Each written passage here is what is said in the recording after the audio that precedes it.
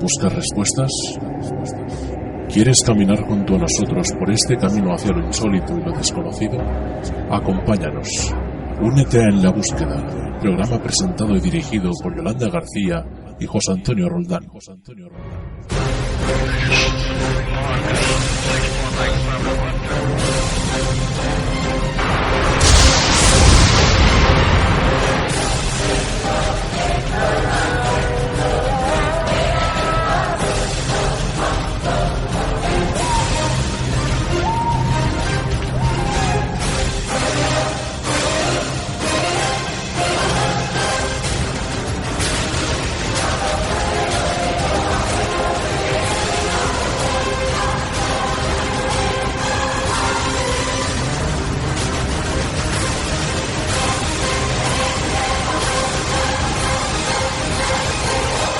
¿Aún crees que estás solo?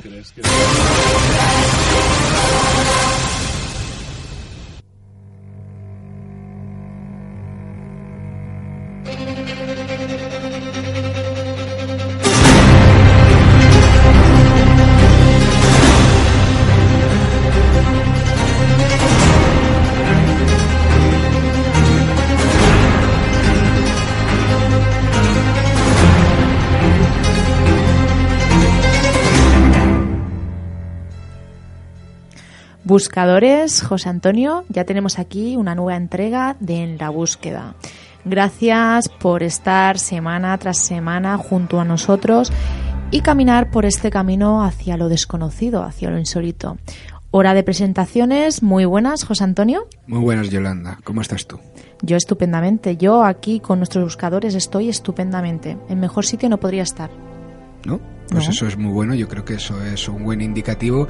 Y si alguien, por ejemplo, quiere enviarnos su testimonio, grabarlo tranquilamente en su casa, a través de su ordenador, a través de internet, ¿qué tiene que hacer para hacernos llegar fácilmente? Aparte de que sea una grabación que quieran grabar en su ordenador en MP3, tenemos un sitio directo de contacto para enviar ese testimonio, ¿no? Pues sí, José Antonio, tenemos un sitio directo, solamente tienen que irse a www.enlabúsquedaradio.com y allí en el lateral derecho tiene un botoncito que pone Send Voice, le dan ahí y entonces le dan al botón grabar y pueden enviarnos pues sus experiencias, pueden consultarnos lo que quieran, pueden hacer lo que quieran, pueden enviarnos lo que les dé la gana, vamos. Y luego, como viene a través de su email, nosotros nos ponemos en contacto con ellos y verificamos sobre todo pues un primer paso, que luego la gente nos dice, ¿qué hacéis cuando os llega un testimonio? Primero averiguar si el testimonio, la persona en sí, existe. Lo que sí que hay que decir que somos humanos, que todo el mundo se equivoca y que aunque lo comprobemos de que sea real, siempre hay personas pues que se lo montan muy bien y que te pueden engañar y que no ha sido el caso, que aún no hemos tenido esa mala suerte, pero que puede ocurrir de que te meten ahí una historia falsa. Bueno, siempre intentamos hablar con la persona en sí, pero como tú dices, pues sí es normal y siempre hay gente que, pues unos poquitos que son gente que está en el ocio, como se suele decir. Pero que esto ocurre en todos sitios. A ver, tú no, ¿qué vas a hacer? Tampoco puedes desconfiar de todo el mundo. Pero te voy a decir una cosa, nosotros solo ofrecemos el testimonio. Lo compartimos, la persona lo comparte, nosotros no hacemos nada más en ese sentido. Otra cosa es los casos que nosotros investiguemos y que lo traigamos aquí públicamente. Ahí sí que ya tenemos que meter más mano. ¿Que también te pueden engañar? Pues sí. Es lo que digo yo. Nosotros no estamos intentando demostrar nada con el tema de los testimonios. Nosotros lo único que hacemos es darles voz para que ellos cuenten lo que les ha ocurrido. ¿Vale? Demostrar una cosa, sí. Demostrar que sí que hay gente que quiere contar su testimonio. Sí, pero bueno, yo me estoy refiriendo a que no queremos vender la moto. Que no estamos demostrando de que a una persona le ha ocurrido esto, le ha ocurrido lo otro y tal. No, estamos dándoles voz a ellos para que cuenten lo que les ha ocurrido y que nuestros buscadores lo escuchen. No estamos intentando hacer nada más.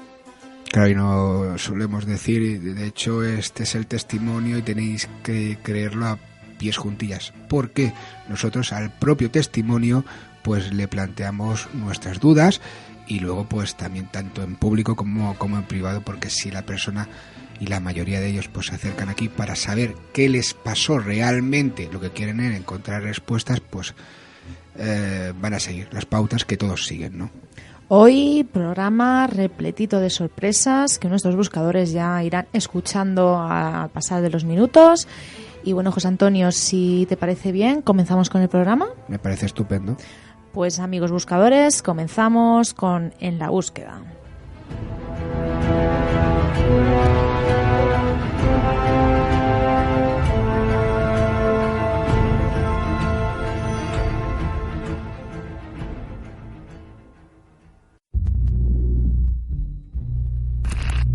¿Quieres ponerte en contacto con nosotros? Contacta con ELB a través de la página web www.enlabúsquedaradio.com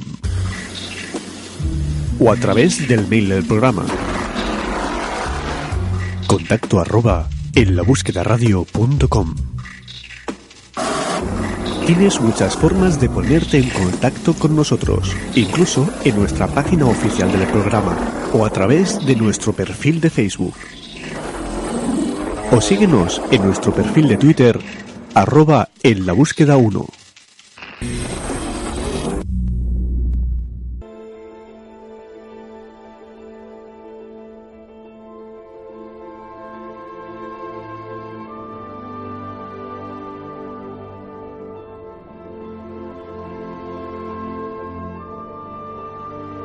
Pues Yolanda, pasamos a esta sección que tú sabes que es el motor de En la Búsqueda, que es la recogida de testimonios, ¿no? Uh-huh. En este caso, pues una persona, un buscador que se puso en contacto con nosotros ya hace unas semanas para comentarnos varias experiencias, pero sobre todo nos vamos a centrar en una que se puede enmarcar dentro de lo ufológico, ¿no? Pero bueno, lo que sí hacemos aquí en La Búsqueda es no enrollarnos nosotros, sino que sea la persona que cuente su caso, ¿no? ¿Te parece bien? Sí, me parece estupendo. Además, como digo, cada semana con todos los invitados, con todos esos testimonios que vienen al programa, pues estoy encantada de que lo hagan y que sobre todo pues tengan la valentía de contar pues una experiencia que han vivido, ya sea paranormal, ufológica o bueno, del calibre que sea. Y la verdad que me alegra muchísimo pues que decidan venir a los micrófonos de En la Búsqueda a contarlo. Así que, como decías tú, no me voy a enrollar más y voy a dar paso a este testimonio. Cheve 10, ¿cómo estás? Hola, ¿qué tal, Yolanda, José Antonio? Bien, fue concretamente el 15 de junio, con N de Navarra, del Uh-huh. 2012. Vale. Uh-huh.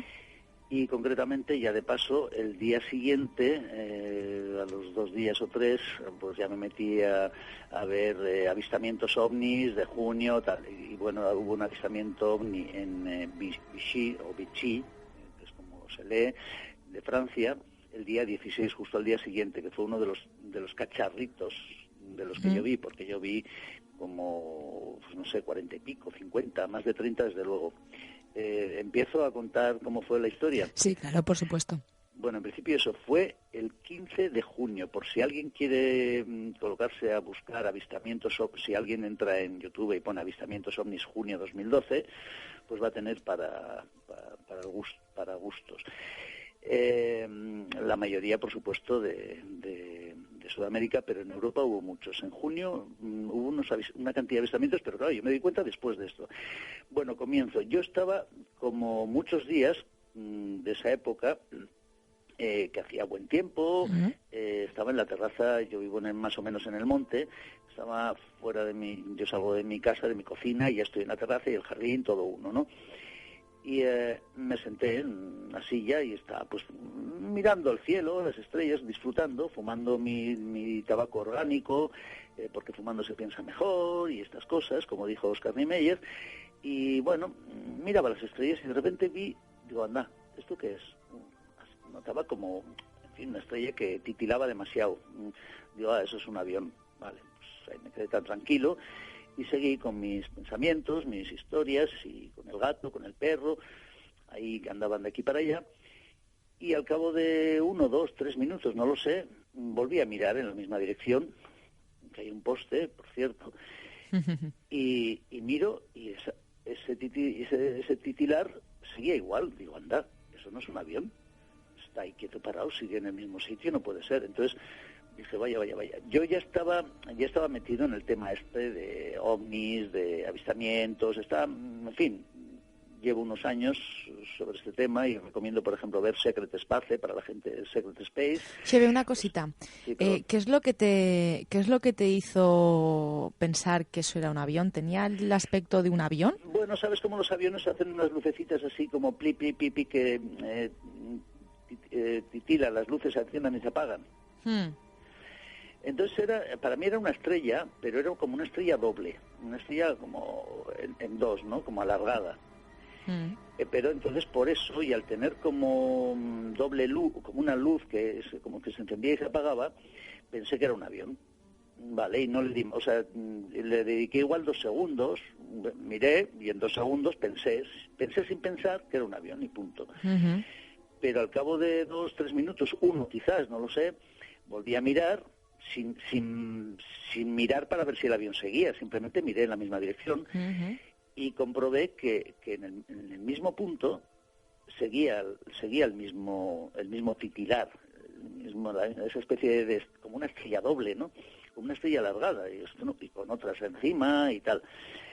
Que luego descubrí que podía ser la constelación de Corvus, porque luego me volví loco, en fin.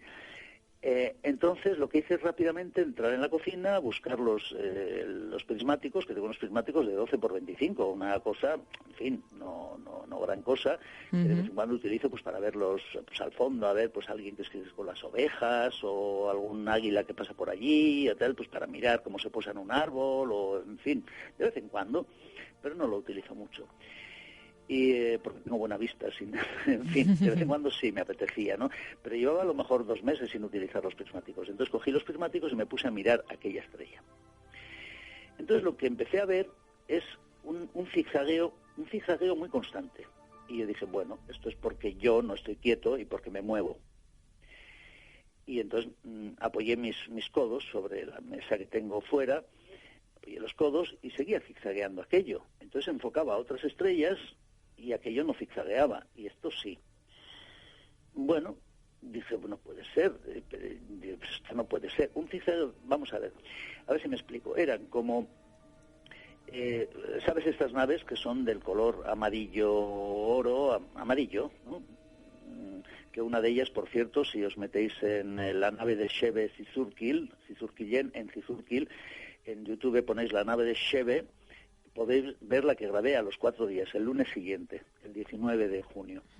Entonces, pero podéis ver muchas naves de esas que las hemos visto, a quienes les guste habrán comprobado muchísimas veces cómo están esas naves que son como una luz.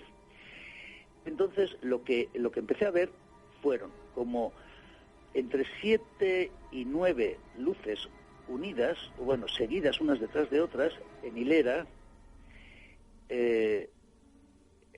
recta y unidas o bien por digamos la cabeza o la cola, con otras de otros tantos de 7 o 9 luces, y así hasta pues 7 por 49 o 7 por 6 42, entre 42 o 50 mínimo había unidas. Entonces estaban zigzagueando todo el tiempo, zigzagueaban. No hacían figuras redondeadas. Todas las figuras que hacían eran triangulares, romboides, pero redondeadas ninguna. Era un zigzagueo continuo, pero sin parar. Pero entonces yo decía, no puede ser, esto tiene que ser yo, que me estoy moviendo. Pero claro, si yo enchufaba a otras estrellas, porque era un día de mucha visibilidad, aquí no tengo contaminación lumínica, pues sí que hay, pero muy poca, entonces yo miraba a otras estrellas y no me sucedía esto. Volvía a este punto y seguían, el zigzagueo no cambiaba, encima iban de arriba hacia abajo, de abajo hacia arriba, y ya me empecé a mosquear, digo, es que ya no puede ser, me paré muy bien parado, me puse en la barandilla que tengo de la terraza también, me fui hacia el jardín, y siempre poniendo los brazos bien parados para asegurarme de que no era lo mío, o sea, que no era un problema mío, es que vamos, mirando otras estrellas no pasaba esto. Entonces ya me mosqué y empecé a llamar a periódicos. Llamé a 5 periódicos, bueno, a 4 periódicos y a un amigo que es el director de un periódico de aquí del País Vasco, concretamente del único periódico que sale en euskera, que es el Berria, es un amigo, Marcelo Otamendi, y le llamo y le localicé en una convención que tenían, en fin, después de una cena, esta manera, oye, pues nada, ya diré mañana en la redacción, porque ahora ya no hay nadie y tal, y ya, bueno, llamé también al País, llamé al Diario Vasco, llamé a Correo, llamé a Gará, o sea, 4 o 5 periódicos más, porque así como ahora estoy hablando con vosotros, me pongo eso que llaman braga para el cuello, esa tela para el cuello y tal, pues me la pongo en la cabeza y sujeto el inalámbrico. Entonces yo tenía el inalámbrico sujeto a la cabeza, como tengo ahora mismo, para hablar con vosotros, que me puedo mover y puedo barrer, puedo hacer lo que sea, y estaba mirando con los prismáticos. Sí. Y seguía viendo exactamente lo mismo. Al cabo de un momento me di cuenta de que, vamos a ver, estaba viendo este zigzagueo, el zigzagueo no paraba, era constante. Había momentos en que más o menos se paraban, formaban estaban como en formación todo el tiempo, no se separaban, digamos que había 749, por ejemplo, pues se quedaban igual, más o menos quietos, pero como en un zigzag, ¿no? Sí. Nunca en redondeado. Y entonces en un momento determinado me doy cuenta que a la izquierda y más arriba había una esfera translúcida, como si estuviera llena de humo, una esfera translúcida. Digo, uy, eso que hay arriba a la izquierda, ¿qué es esto?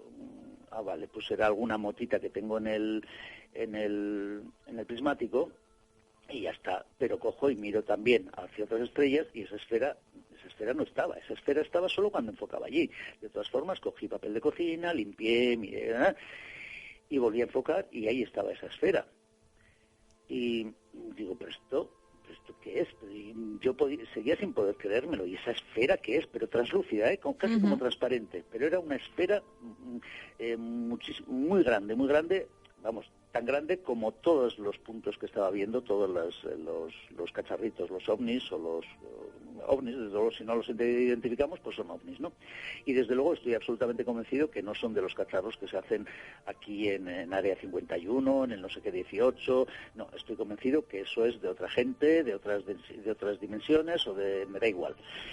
Pero desde luego no es de lo que llamamos humanos. Y no es de tecnología, digamos, terrícola. A no ser terrícola de los otros, pues quizás sí, pero no, tampoco. Entonces, pues bueno, yo llamé a todos los periódicos porque quería contactar con alguien que observara aquello.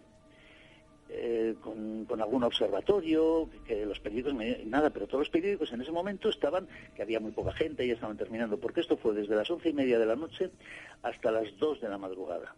11:30, 12:30, 1:30, hasta las 2 y pico, más de 2 horas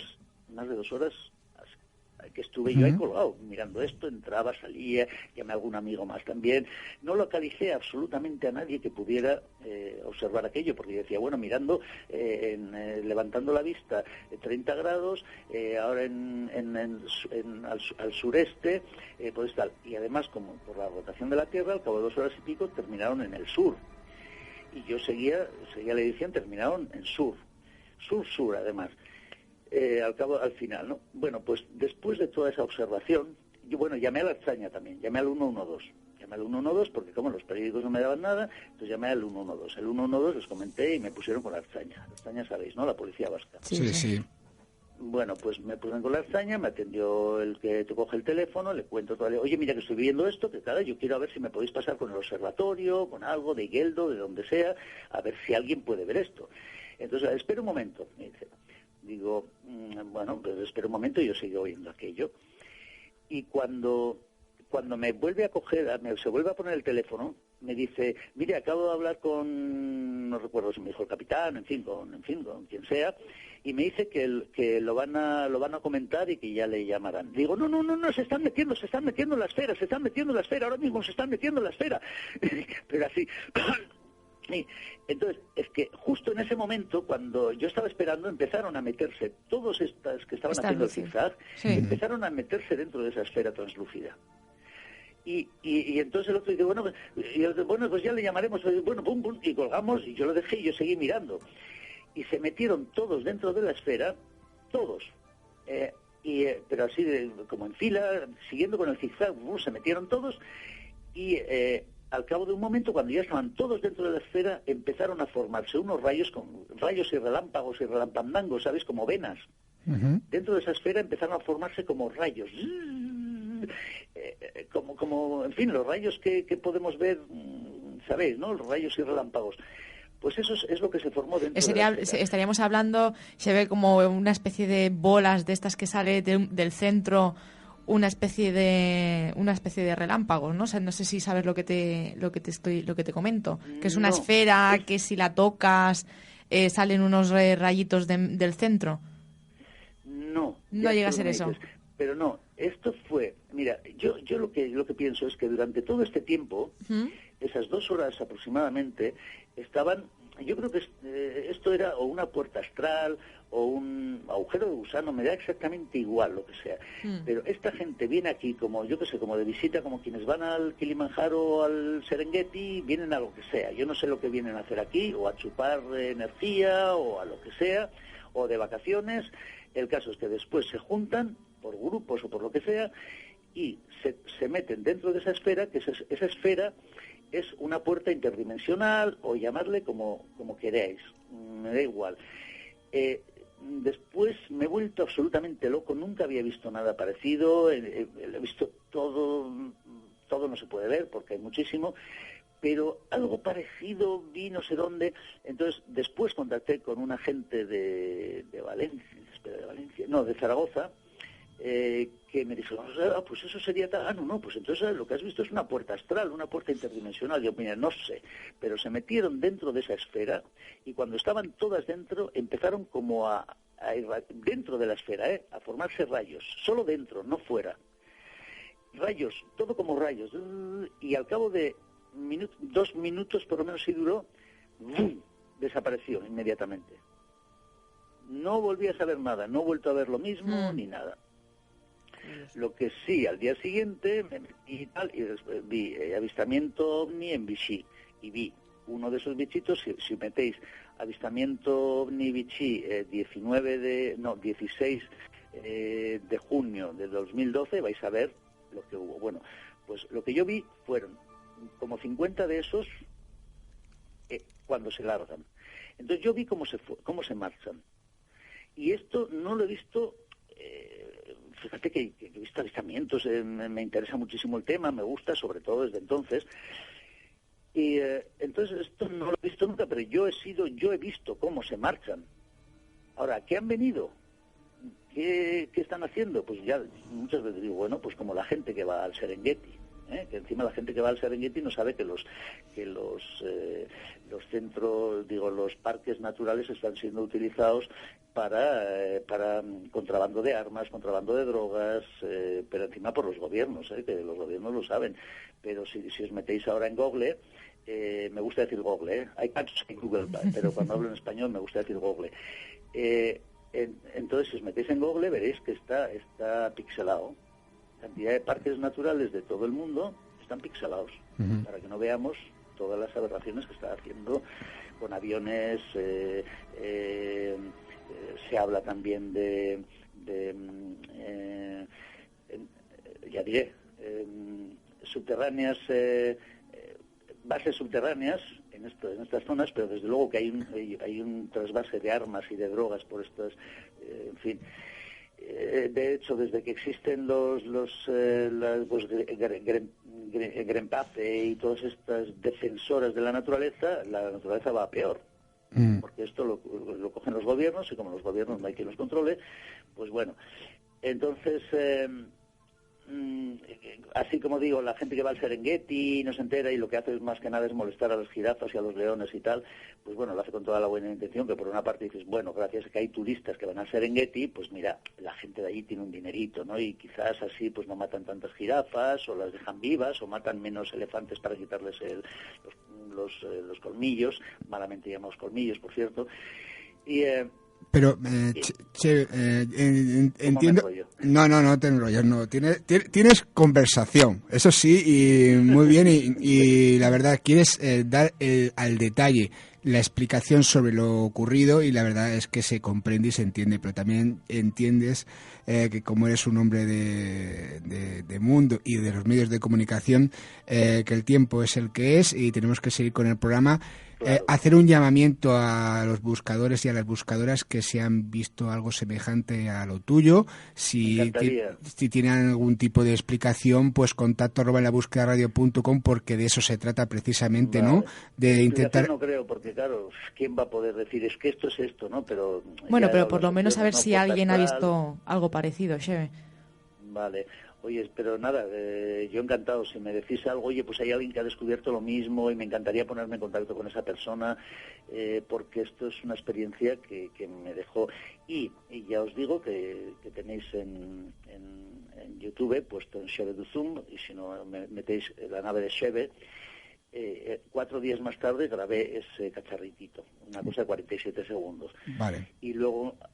no sé si 2 meses más tarde así, tengo otra cosa metida también en Xeve do Zoom, que solamente se puede ver bien en pantallas de retina, si no, no se distingue bien, pero eso es una cosa yo creo que es más terrestre, más de Área 51. Y lo del 18, ¿cómo se llama? Que siempre se me olvida. ¿Se llama José Antonio? El Hangar 18. Eso, Hangar 18. El Hangar 18. Las cosas que hacen en el Hangar 18, en fin, o en otros sitios que ni tenemos idea, pues yo estoy convencido que la otra que sí tengo, eso no es como los que vi en aquella ocasión. Pero bueno, venga. Quien quiera ponerse en contacto contigo para comentar eso, y quien quiera ver eso y no se ha quedado, porque ya sabes que también en radio es difícil quedarse con las cosas para luego ir a ver, contacto@labúsquedaradio.com. Lo mejor en principio es Xeve con X y con B, Xeve Xeve DZ, que son las iniciales de mis apellidos, 10 suma la B, DZ de mayúscula, Z minúscula, porque Facebook no me deja poner la Z con mayúscula. Entonces, Xeve DZ en Facebook, pues ese soy yo. Bueno, tranquilo, y si no, que se pongan en contacto con nosotros y ya le diremos y le informaremos, porque para eso estamos, ¿no? Somos un punto de unión entre buscadores. Venga. Muchísimas gracias por compartir tu experiencia y hasta la próxima. Hasta la próxima. A vosotros, abrazos para repartir. Venga. Adiós. Hasta la próxima.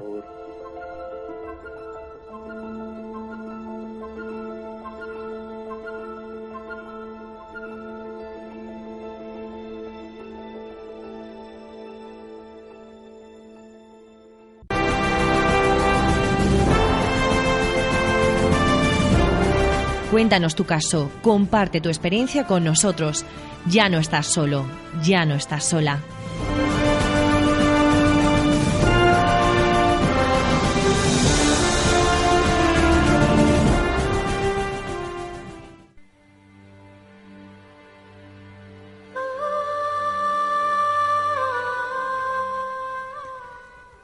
Buscadores, volvemos a tener hoy en este programa a nuestro visitante Xavier Soler, el cual pues estoy muy contenta de que vuelva aquí al programa, ya que nos trae unos temas muy interesantes. Bueno, además su manera de explicar y su manera de hacerlo llegar a nuestros oyentes, pues la verdad es que... Lo único que es que a este paso, más que visitante, le vamos a tener que poner el interino, porque está aquí casi todos los días. Bueno... No molesta, a mí no me molesta. No molesta, Xavi. Hola, muy buenas. ¿Cómo estás? Puedes hablar, ¿eh? Quiero expresar mi acojonamiento agudo por tanta coba, digamos. Luego tendré que pasar por caja y pagar alguna cosa, supongo. No. Yo creo que no. José Antonio pone cara de decir, es voluntario. La voluntad. Estamos en unos temas que la voluntad algunas veces está muy patente. Y en este caso, lo que está muy patente es la confusión de si vinieron los extraterrestres, vinieron a ayudar, están ahí, hay pruebas, no hay pruebas. Esto es como una coña marinera, digamos, para decirlo fisnamente, ¿no? Uh-huh. El tema que vamos a hablar hoy, supongo que ya con la pista que has dado, alguien ya habrá captado la onda. Es una noticia que viene rebotando últimamente, que yo no le había hecho caso prácticamente, porque ya, para mí es una noticia vieja, para mí, pero bueno. Pero como que han habido algunas personas que me han dicho, oye, mira, ¿qué te parece esto? ¿Tú qué opinas? Llega un momento que uno lo tiene que mirar y opinar, ¿no? Y empecé a buscar las fuentes, ¿no? Y como veis, tengo la mesa llena de fuentes. Sí, tienes mucho papel, que sí, no sé si te dará tiempo tienes a explicarlo acostumbrado todo. al esquemita. Sí, al esquemita, pero hoy he querido traer las pruebas de que cuando uno busca fuentes, las encuentra. Claro, y te ¿no? has cargado directamente un bosque entero para traerte las fuentes. Efectivamente, en el Amazonas aún me buscan, pero en fin, ¿qué vamos a hacer? La noticia en concreto he escogido una página, podría decir que al azar, pero mentiría vilmente, que la firma un señor que se llama Fernández Tábara, que dice de él mismo que es un investigador del fenómeno OVNI, convencido de la real intervención, etcétera, etcétera, etcétera, y que actualmente es el director nacional de MUFON en Perú. Con lo cual, dices, marramiao, ya no vamos bien. Claro. Sobre todo a mí lo que me gusta de esa página es la publicidad. El Ártico se derrite, salen dos osos polares. Bueno, sí, de publicidad, es un dato que está ahí. Las fuentes van llenas. Pero, en fin, lo digo por el titular, porque aquí el caballero dice, Snowden había revelado documentos que probarían existencia de agenda USA-Alien. O sea, como una conspiración extraterrestre en los Estados Unidos, ¿no? Supongo que no hace falta que os lea la noticia, porque todos la habréis leído, y si no, cualquiera puede proceder a la búsqueda poniendo conspiración USA-Alien. En este caso, ¿de dónde has sacado la noticia? Esto es una página web que se llama Exploración OVNI. Pero vaya, hay 150.000 millones de copiar y pegar del tema. Lo curioso del caso es que esto, ¿de dónde salió? De una fuente extremadamente fiable, como es una agencia de noticias llamada Fars, y no es coña, no es que le haya quitado la A de farsa, no es coña marinera, es cierto, se llama Fars, supongo que viene del farsi, porque es una agencia de noticias extraoficial de un país con una información tan libre, abierta, etcétera, etcétera, etcétera, como es el Irán, ¿no? Es decir, es una fuente fiable, todo lo que venga del Irán se lo puede uno creer, ¿no? Básicamente. Tanto es así que si uno va a la agencia de noticias Fars, no está escrita en farsi, está escrita en inglés. ¿Qué quiere decir eso? Que esto no está hecho para informar a los iraníes, esto está hecho para difundir una noticia hacia Occidente, lo cual ya nos da una pista de la intención. Bueno, ¿qué nos dicen estos señores? Pues aparte de decirnos de que hay una conspiración extraterrestre entre americanos y la raza, ya con la raza ya hay discrepancia de la teoría habitual, porque según ellos la raza ya es la de los altos y blancos, ya no son los grises, con lo cual dices, marramiao, aquí ya la cosa, hay una modificación de las tesis conspiranoicas habituales, ¿no? Pero dices, bueno, se lo perdonamos, ¿no? Aceptamos pulpo como animal de compañía. Vale. Entre otras muchas cosas, una de las fuentes que citan es una noticia que no proviene del Irán, que proviene de otra fuente de información que la mayoría de los amigos del misterio conocerán, que es la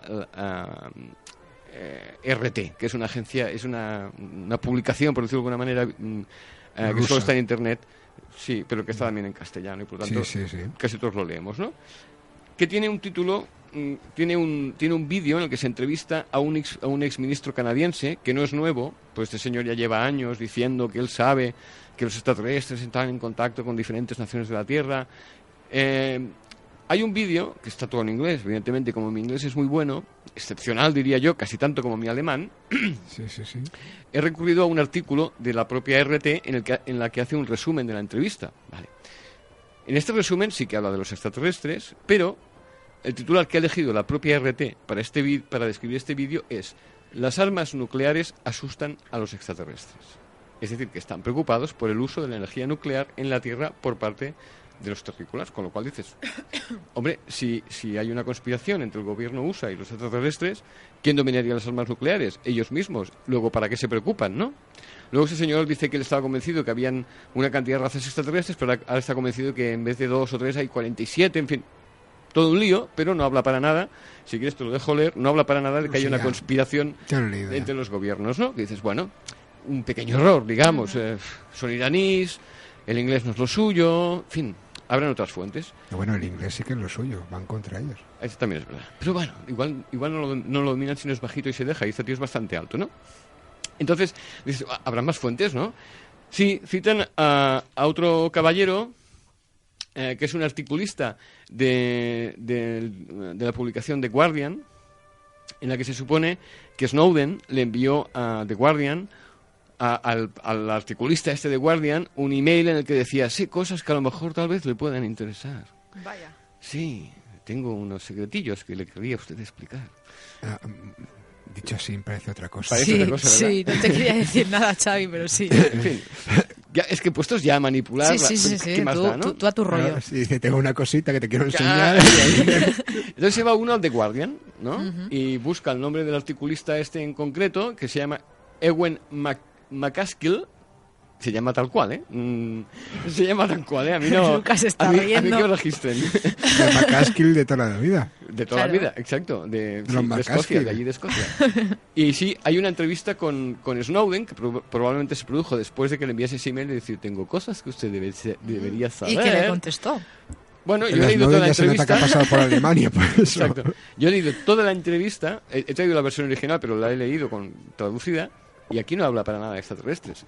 Le pregunta por qué decidió traicionar a Estados Unidos, si no tiene miedo de ir a la cárcel, porque esta entrevista, si no estoy muy equivocado, se la hizo en Hong Kong o algún sitio así, en el proceso de llegar hacia Rusia, de ahí por qué lo había hecho, por qué había traicionado a su país. Bueno, hay un mogollón de preguntas y no he encontrado ni una sola mención a los extraterrestres, a nada de nada. Es decir, yo me pregunto, ¿tan difícil es cuando uno saca una noticia o hace un copiar y pegar, antes de hacer el copiar y pegar, decir, a ver de dónde sale todo esto? Difícil no es, pero gran parte de las personas que lo hacen, pues no lo hacen porque no les interesa, o porque no les da la gana, o porque no les apetece. Bueno, pero Lo mismo dicho de diferentes maneras. puestos a buscar fuentes que corroboren la historia, pues te vas a las fuentes tradicionales. Y dices, porque ya dijo Milton William Cooper, que para mí eso es discutible, pero en mi opinión fue el que diseñó una teoría conspiranoica bastante bien trabajada, porque escribió un libro entero para trabajarla, en el que él describe todo el proceso de la conspiración extraterrestres y gobiernos desde 1947, partiendo del incidente Roswell. Y, hombre, como mínimo da más argumentos, ¿no? Pues ya puestos a religar, a intentar buscar algo que confirme lo que tú dices, que dice que ha dicho Snowden. Cuando Snowden, hay que recordar que Snowden, lo que se llevó a Estados Unidos eran documentos que demostraban que Estados Unidos espiaba a todo quisque.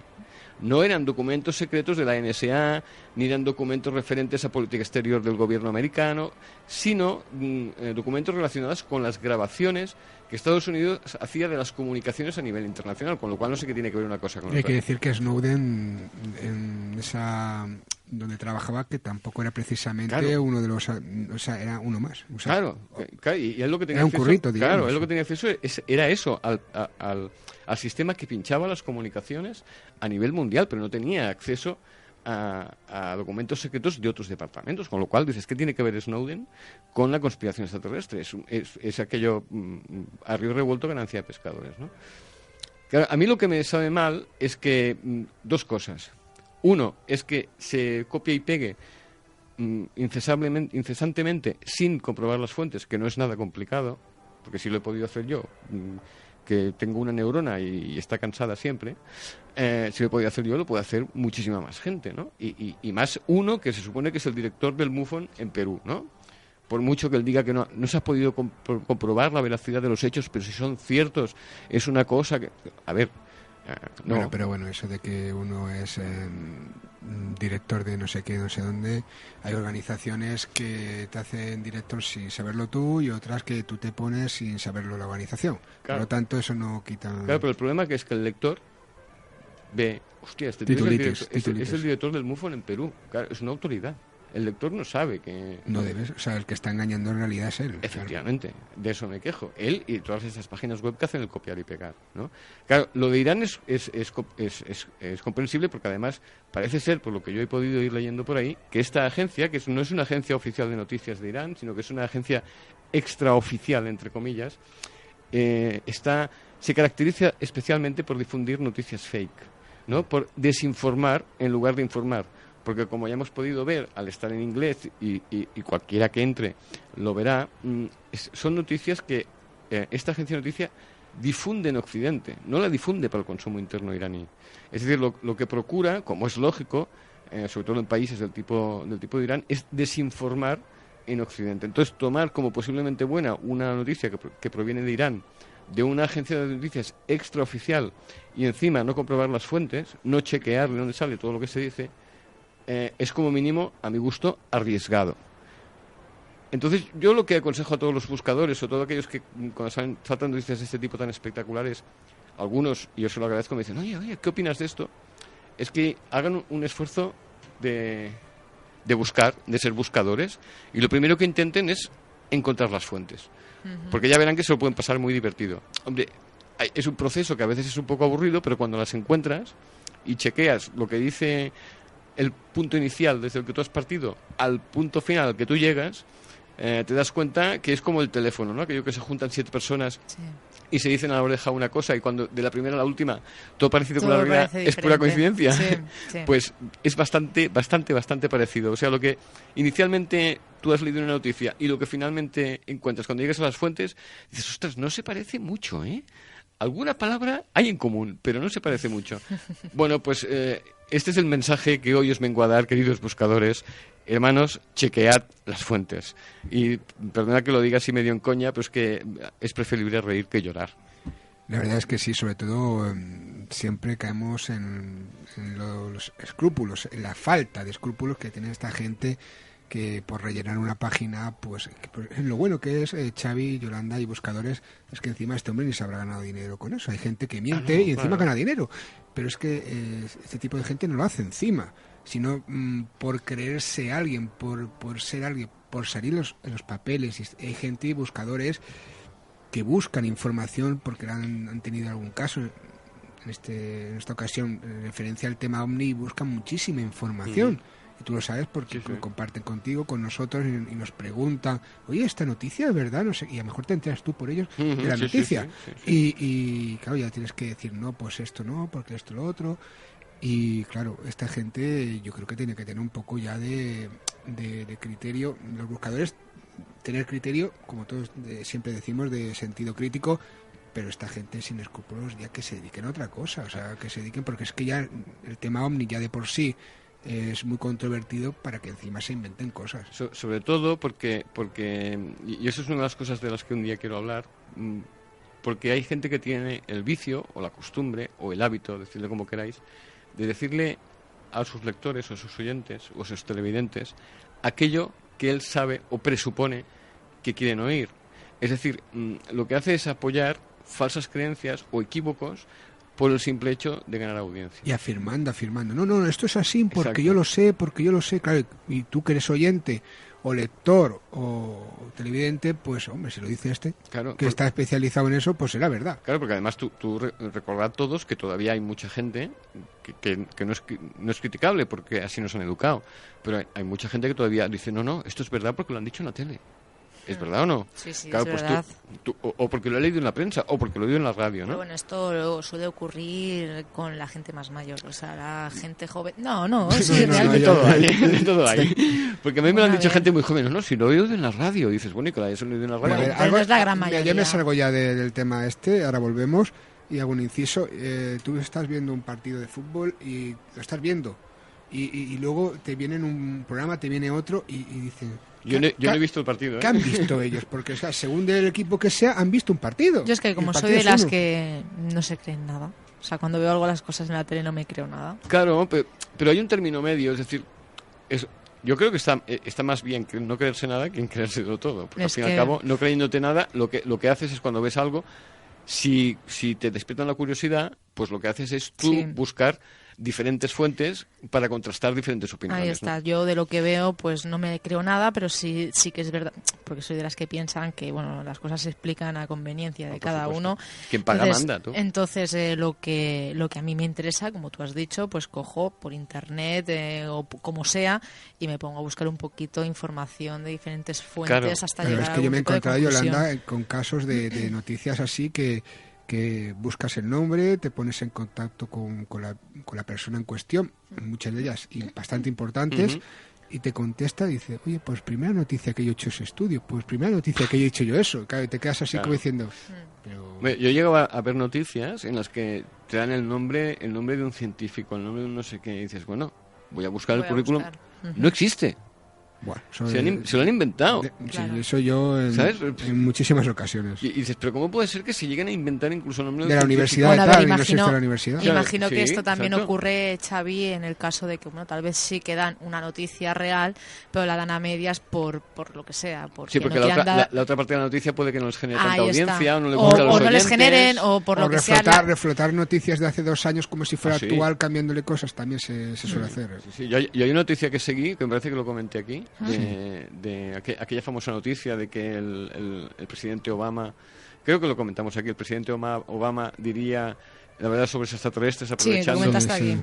Claro, se pegó como 3 o 4 años dando vuelta y cualquier día volverá a aparecer refundida, retocada, para que parezca actual, y esa noticia a buen seguro que de aquí 2, 3 meses, 4 meses, 6 meses, 7 meses volverá a aparecer y volverás a entrar en las redes sociales y volverán a machacarlo continuamente como si fuera una noticia nueva. Pero es que es imposible, para los que sabemos que es una noticia vieja, llegar a todo el mundo al que le llega como una noticia nueva, con lo cual es un desmentido que nunca consigues hacer. Ese es el problema. Por desgracia, Ese es el que se ha problema. difundido es bastante difícil. Claro. En fin, no os mareo más. Os dejo que reflexionéis sobre el tema de las fuentes, que es muy importante. No de las fuentes de agua, sino de las fuentes de información. Y si queréis de las fuentes de agua, también. ¿Para qué os voy a decir que también. no? Y, en fin, con esto y un bizcocho, hasta mañana a las 8. O hasta la próxima sección. Sí, Sí, mejor hasta la próxima sección. Yo a las 8 no me levanto mañana ¿No? ni de coña. ¿Qué va? No, bueno, sí, mañana sí. Bueno, depende de cuándo me estén escuchando nuestros Claro que oyentes. sí. Amigo. Si es sábado, Amigo. o es domingo, a las 8 no me levanto ni de coña. Si es entre semana, a las 8 ya llevo rato Ya llevas levantada. rato levantada. Muchísimas gracias, No se Xavi. merecen. Y bueno, hasta la próxima. Hasta the next.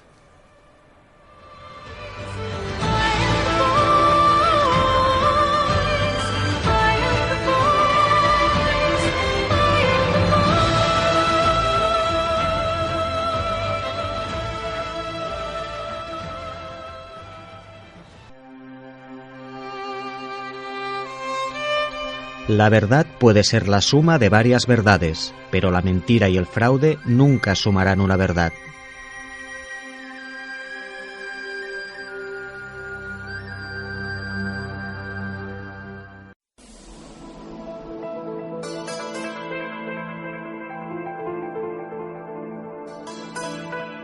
¿Buscas respuestas?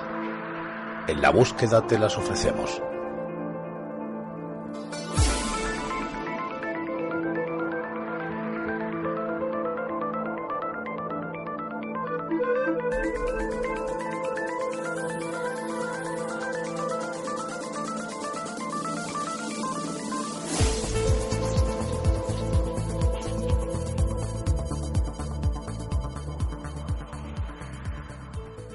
¿Alguna vez has visitado Galicia?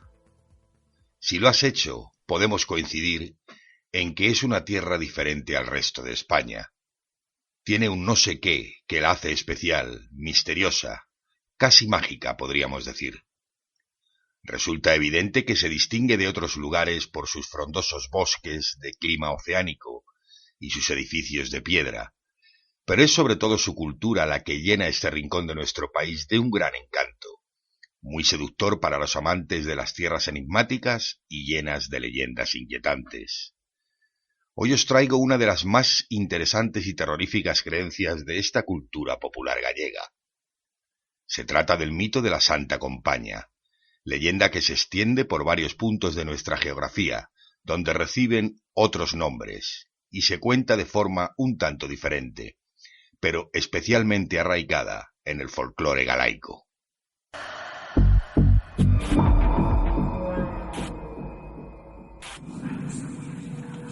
Las ánimas circulan con antorchas encendidas, y en la composición de la comitiva no puede faltar un penitente que lleva la cruz, otro que porta un estandarte y otro que agita la campanilla. La primera persona que es encontrada se ve obligada a incorporarse a la fantasmal procesión. Entre los aromas cerúleos de las velas y el gélido ambiente de la muerte, el vivo solo puede evadirse entregando la antorcha, como si fuera un relevo a otro viandante encontrado por un casual, o haciendo un círculo en el suelo y encerrándose en él. Esta descripción tan certera como aterradora pertenece al libro Mitos y Leyendas, de Rafael Abellá. Y en ella se nos muestra a las claras una de las leyendas que más testimonios aglutina de cuantas podemos encontrar en nuestro país, la Santa Compaña, especialmente cuando hablamos de los profundos bosques de Galicia. Estas distintas versiones coinciden en lo esencial.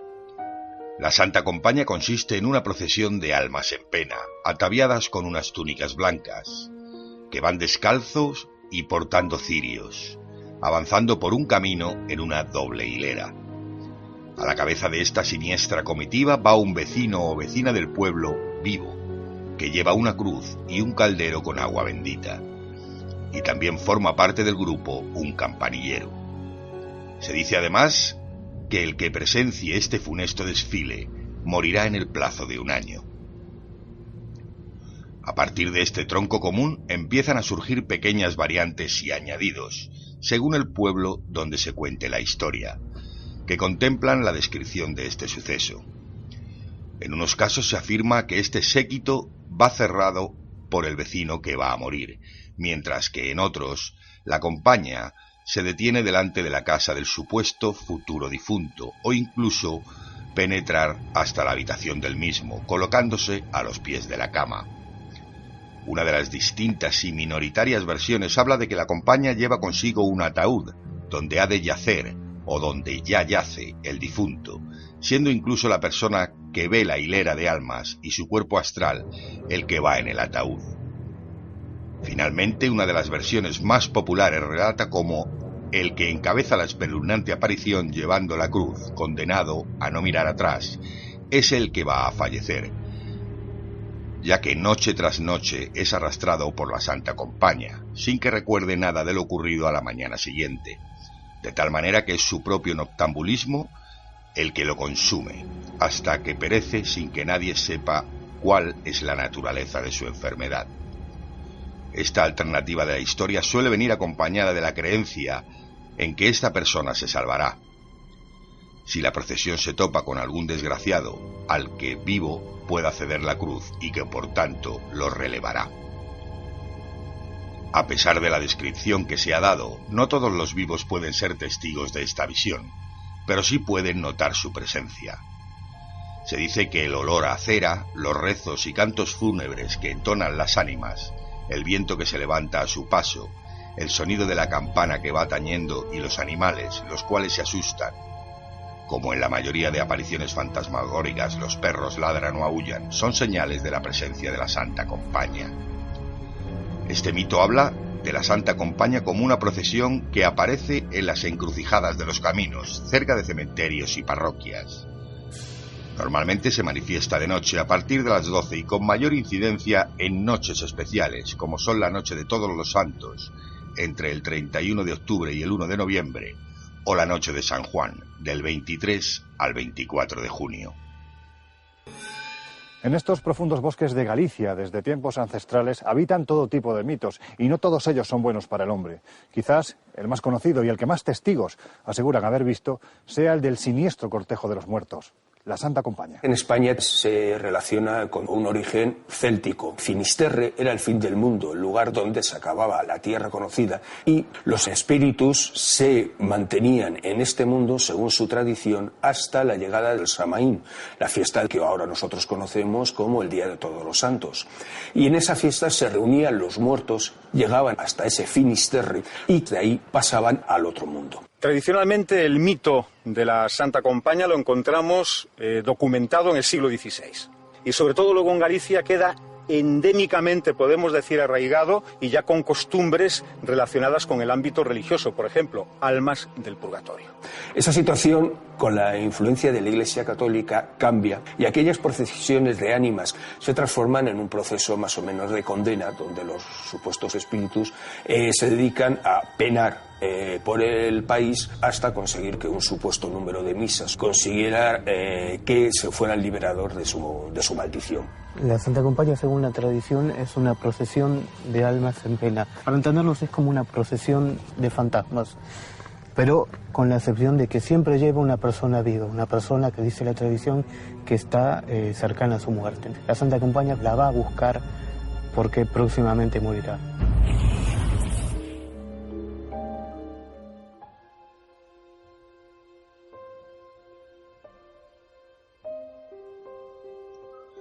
La leyenda relatada mantiene como un gran número de creencias gallegas una continuidad con tradiciones procedentes del folclore europeo y que fueron expandiéndose a distintos puntos del continente, entre ellos Galicia, con los movimientos migratorios de los pueblos indoeuropeos y germánicos.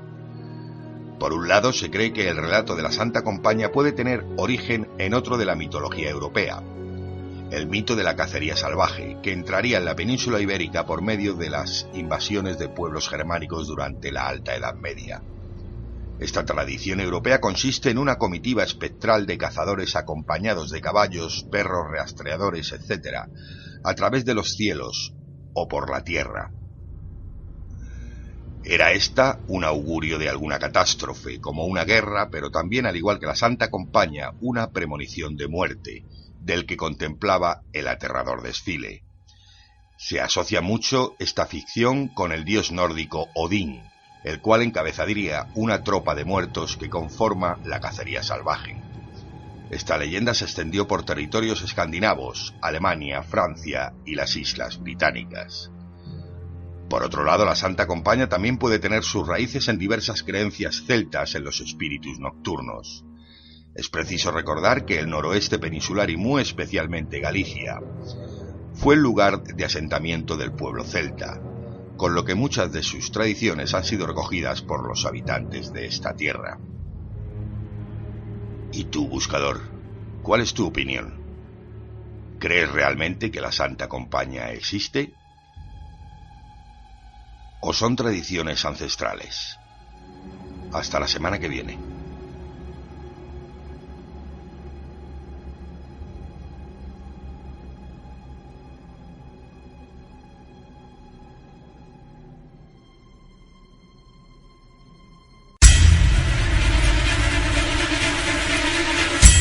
No estás solo, amigo buscador. Siéntete acompañado por todos nosotros en la búsqueda.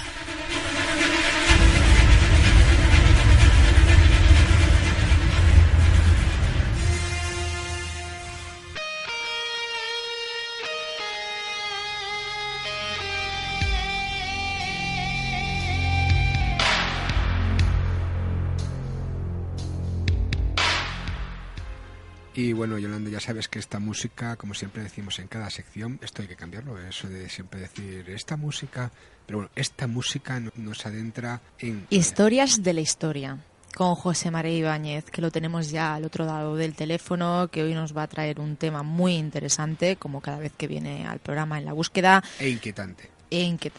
Muy buenas, José María, ¿qué tal? ¿Cómo estás? Muy buenas, buscadores. Muy buenas. Bueno, ¿y de qué nos vas a hablar hoy? ¿De quién nos vas a hablar hoy, mejor dicho? Yo hablaré de una mezcla de crónica negra y conspiración, porque a pesar del tiempo que ha transcurrido todavía no han quedado las cosas claras. Esto ocurrió el 18 de mayo de 1996 en la isla de Menorca. Todavía, al paso de los años, la pregunta que se hace mucha gente es si realmente fue un crimen o fue un suicidio. Y a pesar del tiempo continúa esta incógnita, y a pesar de las intensas investigaciones que se llevaron a cabo tanto por la policía de Menorca como más adelante por la Interpol, al ser un ciudadano de origen francés. Su nombre era Xavier Bernard Gauthier.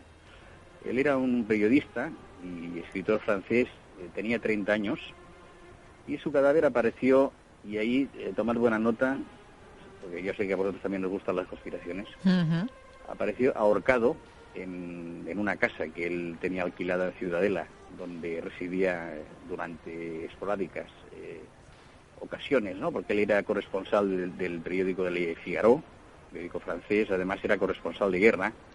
Entonces cuando cogía vacaciones, tenía unos días así de asueto, pues se iba a Ciudadela, a Menorca, y allí tenía una casita alquilada, ¿no? Entonces las fuentes policiales y las judiciales mantuvieron la tesis del suicidio como la causa del fallecimiento, pero su familia estaba convencida de que todo se debió a una trama oscura.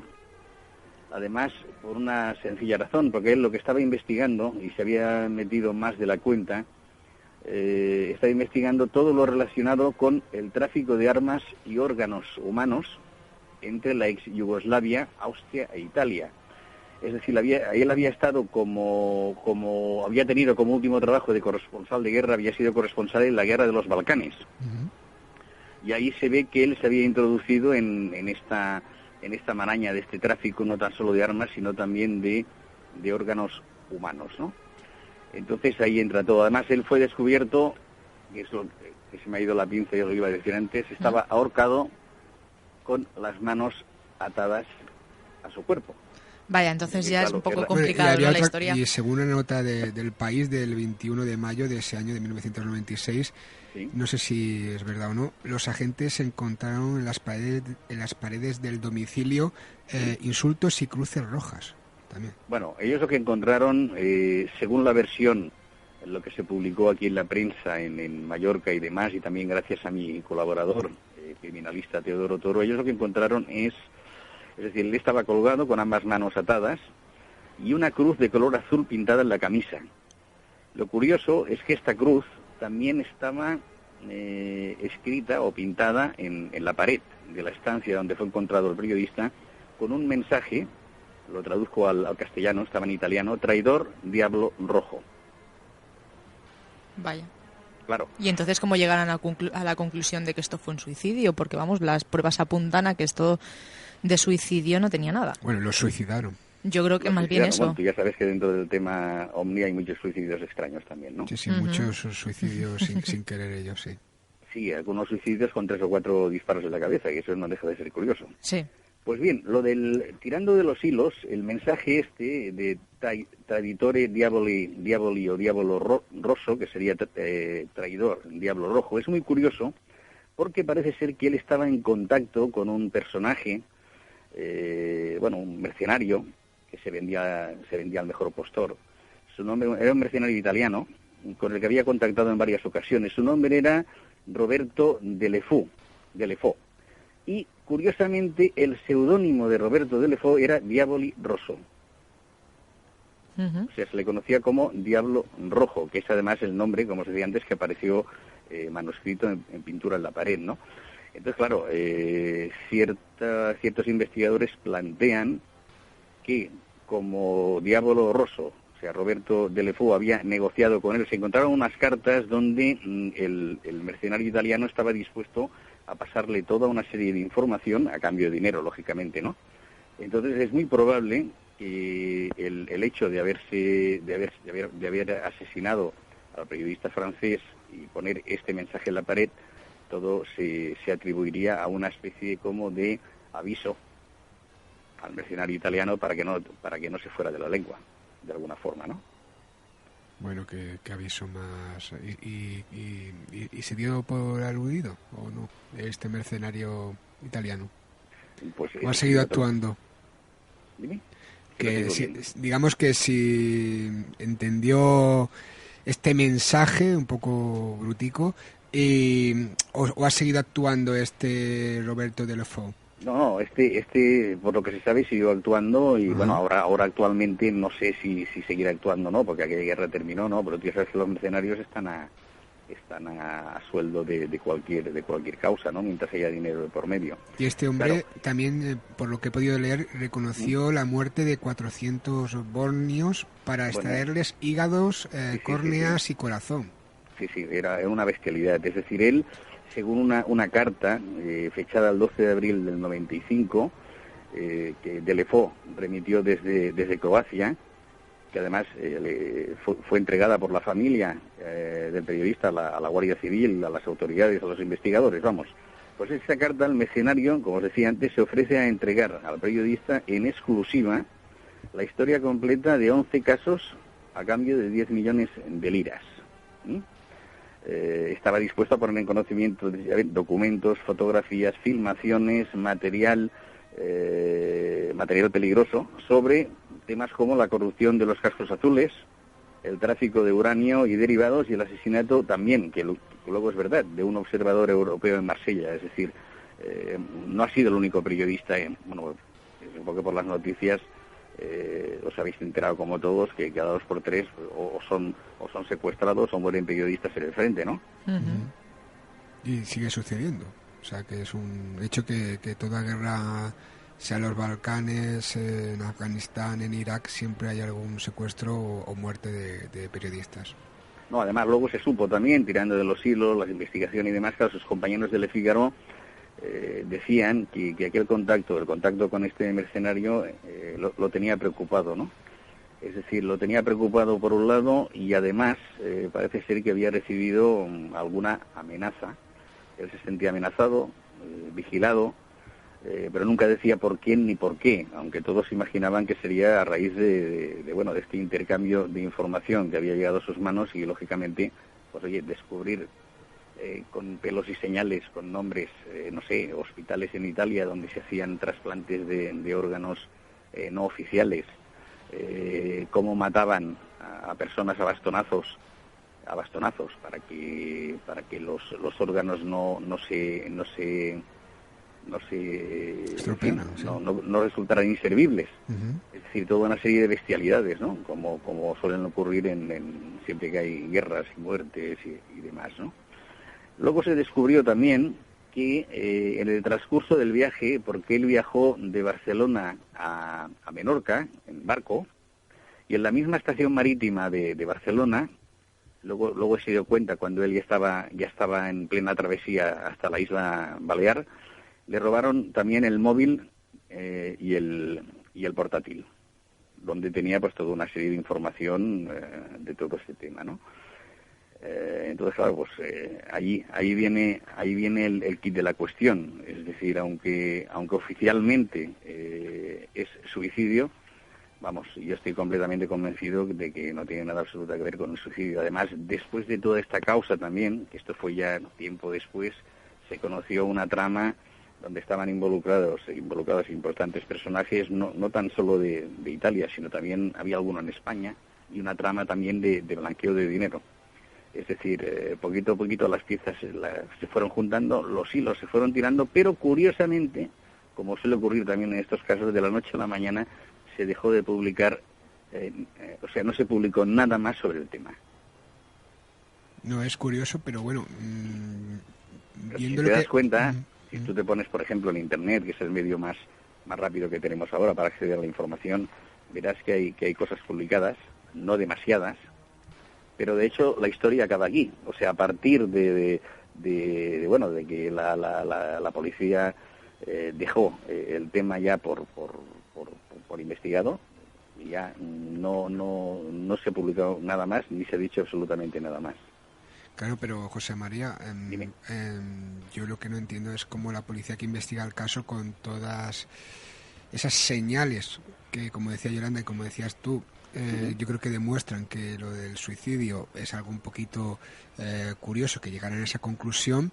Alguien tuvo que haber, algún tipo de organización que directamente dijeran, ya no solo por el contacto con el mercenario, sino por algo más, que este periodista había tocado algunas teclas, o que yo qué sé, que tenía más información que mostrar, porque ya había mostrado, que de hecho realizó 3 libros sobre el asunto y la guerra de Yugoslavia, algún tipo de organización fuerte o de persona. Estaríamos hablando de que en este caso la policía también estaban obviando pruebas, porque lo que había allí realmente... No, como suele pasar en muchos temas, sobre todo temas relacionados con la Interpol y demás, cuando hay un intercambio de información, llega un momento en que, me imagino yo, que desde los altos estamentos dicen esto es el suicidio y punto, y se frena, y ahí se cierra el expediente. Es decir, no sería la primera vez. Se cierra un expediente y a partir de aquí, pues si alguien a partir de ahí, ha seguido investigando, desde luego no se ha hecho público. Ya. Claro, pero debe haber un dossier, me imagino, pero un dossier que debe estar pues escondido a buen recaudo, porque ya te digo, a nivel oficial, incluso hasta con contactos, dentro del mundo de la criminología y demás, no hemos podido sacar nada en concreto. Es decir, todo acaba aquí. Todo acaba con la historia, con los contactos, con el tráfico de armas, el tráfico de órganos, etcétera, etcétera, y con la pregunta final, que es realmente ¿fue un asesinato o fue un suicidio? ¿No? O sea, a partir de ahí no oficialmente se cerró como suicidio. Bueno. No, a ver, a mí me extraña el hecho ese, lo que yo comento, que claro, es complicado que eso lo cierren como suicidio. No sé por qué razón se hizo o no, o si es que realmente, como dice José Antonio, había alguien detrás, pues que mira, pues tendrían esa fuerza como para bueno, imagínate, estaban ahí metidos, o sea, según él dio datos de los cascos azules de la ONU. Las fuerzas que normalmente lo que van es a ayudar y a pacificar, ¿no? Lo único que sí, que tirando de los hilos conseguimos otra información. Esto ocurrió unos años antes, en el año 1990, por ejemplo, en Santiago de Chile, en un hotel de la capital de Chile, de Santiago, encontraron a un periodista británico, un tal Jonathan Moyle, que también lo encontraron ahorcado. Eso fue el 13 de marzo de 1990, en el baño de la habitación del Hotel Carrera de Santiago de Chile. Curiosamente, justamente después de haber revelado información sobre los negocios también de contrabando de armas entre Chile y el gobierno iraquí. La noticia a la que tuvimos acceso inicialmente, plantea que inicialmente se creyó que también se había tratado de un suicidio, pero la justicia chilena resolvió posteriormente y en realidad había sido un asesinato. Es decir, un caso muy parecido, pero que ya te digo, que sobre Xavier Bernard Gauthier no hay nada más. Todo ha quedado tal como está. Antes os decía, no me extraña, a ver, es muy extraño, pero no me extraña porque ya sabéis que no sería el primer caso, el primer expediente que se cierra sin dar una explicación satisfactoria. Bueno, pero la mente humana, en este caso, por ejemplo, a la hora de que llegan a la conclusión del suicidio, que tiene que ser una conclusión, yo creo que, aparte en este caso de las pruebas en sí, es que esa persona tuviera algún problema familiar, personal, porque no sería... después de tantos años detrás de la guerra de Yugoslavia, que habrá visto ese hombre de todo, incluso para llegar al contacto con el mercenario, con mucha gente, para sacar la información para sus libros y para sus crónicas, que de repente, no sé, que el hombre le viniera todo el temor de lo que haya visto y le diera por suicidarse, ¿no? Algún tipo de motivo, porque uno, digo yo, que no acaba con su vida, y menos de vacaciones que estaba el hombre. O sea, según los testimonios de sus amigos, de gente que lo conocía, incluso de una periodista amiga de él, también de origen francés, Olga Lerouche, que había estado, curiosamente estuvo en unos días antes de que Xavier se embarcara hacia Menorca, estuvo comiendo con él, y ella dice, no, o sea, él estaba bien, lo único que se había cansado de la guerra, se había cansado ya de corresponsal de guerra, estaba nervioso por toda la información que había llegado a sus manos y que incluso había hablado con el periódico para cogerse una temporada de descanso y dedicarse, pues bueno, según dice su amiga, dedicarse pues a hacer conferencias por Europa y exponer el problema de los Balcanes, ¿no? O sea, en este problema, pues el tráfico de drogas, de órganos, etcétera. O sea, que de alguna forma, hombre, lo que él estaba dispuesto a decir era peligroso, eso está claro. Bueno, y también además, lo que le explica a su amiga es un proyecto de futuro. Exacto. También. Por eso te digo que vamos, según plantean sus amigos, y sobre todo, ya te digo, esta chica, Olga Lerouche, que estuvo con él unos días antes, nunca en ningún caso lo había visto, pues bueno, que tuviera algún problema así como para suicidarse. Además, como tú dices muy bien, estaba planteando ya temas de futuro. Con lo cual, si uno plantea temas de futuro, lo que menos parece es que en un momento dado o fuera a suicidarse. Claro que sí, o sea, yo creo que es sobre todo un caso, y como tú me ponías en el titular cuando me comentaste de lo que quería hablar, de una misteriosa muerte, ante todo. Historias de la historia. José María Ibáñez, muchísimas gracias y hasta la próxima. Si sé algo más, ya os lo comentaré más adelante. Estamos escarbando a ver si encontramos alguna cosita más. Pues a ver si no algún buscador o buscadora que tenga alguna noticia, contacto @ @labusquedaradio.com, que siempre los buscadores nos ayudamos. Hasta la próxima. Perfecto. Hasta la próxima. Un fuerte abrazo. Hasta luego.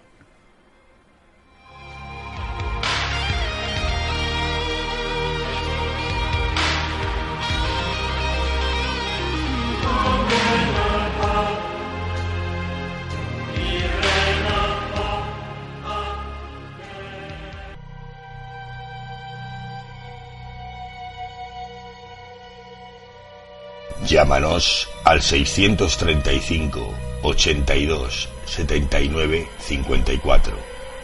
Haznos tu consulta, pregunta tus dudas o cuéntanos tu caso. En La Búsqueda está dentro de tu casa.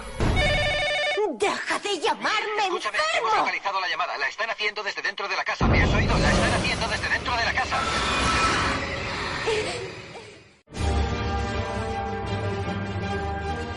No es oro todo lo que reluce. Con Lucas Cobo.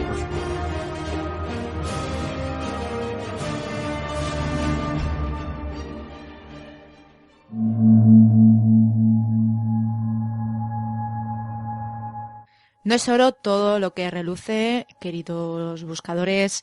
Esta es la sección que Lucas Cobo nos va trayendo ya desde hace unos programas aquí en La Búsqueda. Esta semana lo tenemos aquí con otro tema interesante de los que él nos trae.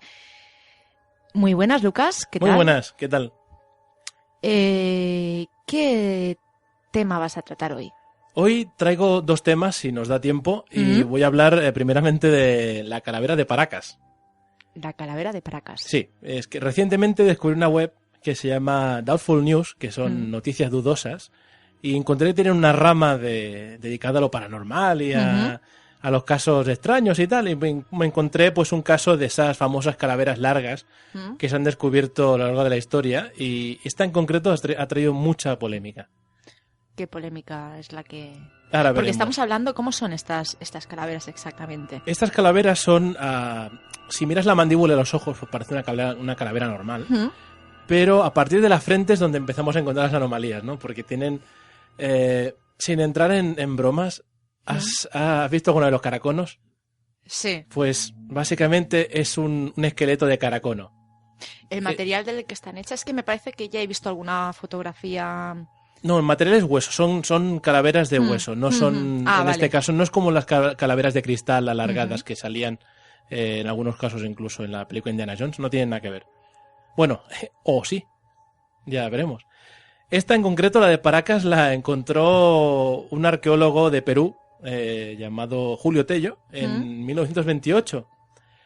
Y ha traído cola, ¿vale? Porque según un presunto estudio, decían que pesaban un 60% más que un cráneo humano y medían eran un 25% más grandes que lo que puede ser un cráneo normal. Además, los huesos parietales, que normalmente están extendidos en dos, según el estudio han encontrado que solo tiene una placa parietal, lo que les parece una anomalía, ¿no? Además dice el estudio que la deformación no se podía haber hecho por fines mecánicos, sino que sería, bueno, por medios mecánicos, que sería una elongación de la cabeza natural, ¿no? Esto pues ha causado una gran controversia, sobre todo cuando he leído qué autores han sido los que han analizado y han encargado el estudio, ¿no? Para empezar, las muestras de esta calavera no se enviaron a un grupo de científicos reconocidos para que hiciera un análisis serio, ¿no? Resulta que nos enteramos, pero me enteré leyendo este artículo de... no he dicho el nombre de la articulista, se llama Shannon Hill.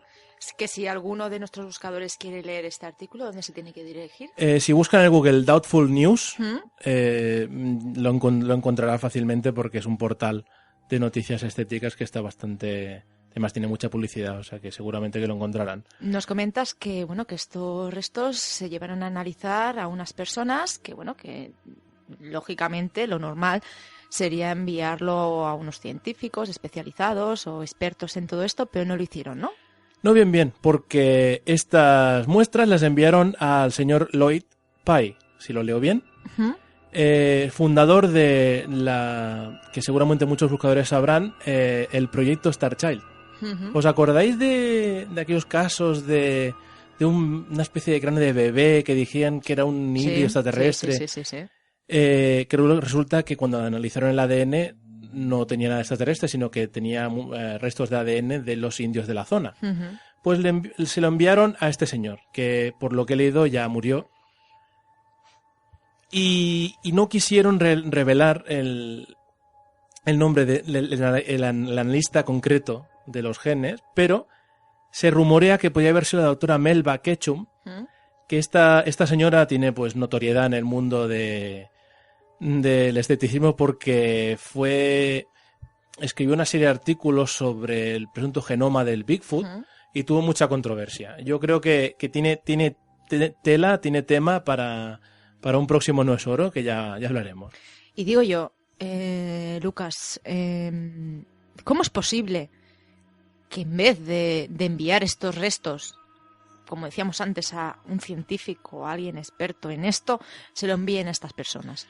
Pues es muy interesante que me preguntes esto y lo voy a comentar en cuanto prosiga, porque verás que a dónde llega esto clama al cielo también. Claro, porque yo imagino que las personas que nos están escuchando, la primera pregunta que se han formulado ha sido ¿cómo es posible que se lo hayan enviado a estas personas cuando hay muchísimos hay estudios, hay personas expertas en esto que están especializadas y cogen y se lo envían a estos personajes? Sí, y es más, nos enteramos más adelante en el artículo que el investigador al mando de este estudio moderno es un tal Brian Forster, que dice que afirma que había ADN mitocondrial con mutaciones que son desconocidas en cualquier humano.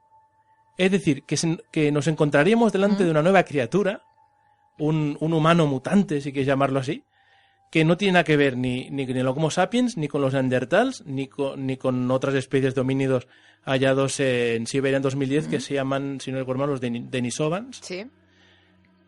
Y además dice que incluso desafiaría al árbol evolutivo tal y como lo conocemos, ¿no? El problema es que ¿dónde está el artículo que realmente confirma esto? ¿Dónde está? En ninguna parte.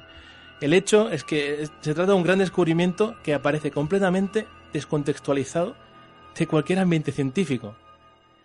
Y esto a mí se me hace sospechar de que se puede tratar de una información pues con una alta probabilidad de que sea fraudulenta, ¿no? Claro, porque estamos hablando de que esto ha salido de la nada y ahí está toda esa información. Sí. Que te digan ese tipo de noticia. Dice, hemos descubierto un homínido que desafía no ya lo que se conocía anteriormente, sino el árbol evolutivo entero de las especies. Eso dices, a ver, vamos a concretar un poco, ¿no? ¿Qué significa eso? Porque tú has podido contrastar porque tú lo has leído esto en una página web, el artículo. ¿Has podido contrastar en otras páginas web si hablan algo al respecto? Hay varios enlaces de este artículo a otras páginas, pero la mayoría son páginas que se derivan de las afirmaciones de este tal Brian Forster, y algunos incluso responden que es uno de los descubrimientos del siglo y que les parece mentira que el mundo no lo esté ya gritando a los cuatro vientos, ¿no? Pero nos encontramos otra cosa. Nos encontramos con un escritor y blogger que se llama Martin Clemens, que ha estado analizando lo que el señor Forster dice y cree que los detalles que se han revelado sobre esta investigación son lo que se conoce como espurios, ¿no? Que ha dado por algo cierto, algo que es casual, que solo se ha encontrado, ¿sabes? Y que es posible que si se vuelva a repetir ese estudio no se vuelva a encontrar. ¿Vale? El problema está que cuando pone un titular del estilo los análisis iniciales de DNA de Paracas, de la calavera de Paracas, revelan increíbles resultados sobre nuestros orígenes ancestrales. Eso es un gancho para muchos lectores, ¿no? Claro. Y claro, cuando llegan y se encuentran con estos titulares, pues uno tiene un poquito de capacidad analítica, piensa que, como siempre, pues este titular está llevando a una impresión que no es la que tienen que llevarse las personas, ¿no? Porque ya estamos hartísimos de que nos venga un titular con «Descubierto el eslabón perdido de la humanidad». Y cuando lees, resulta que lo único que se ha descubierto es un hueso, un fémur de no sé qué homínido que podría estar emparentado con una especie que hasta ahora no se conocía. Lees la noticia y te parece, francamente, no es tan revolucionaria, te parece más bien aburrida, ¿no? Lo que puede venir de un yacimiento a veces.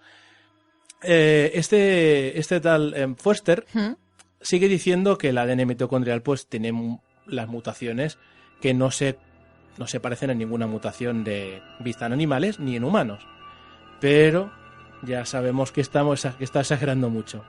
¿Pero realmente este hallazgo existe?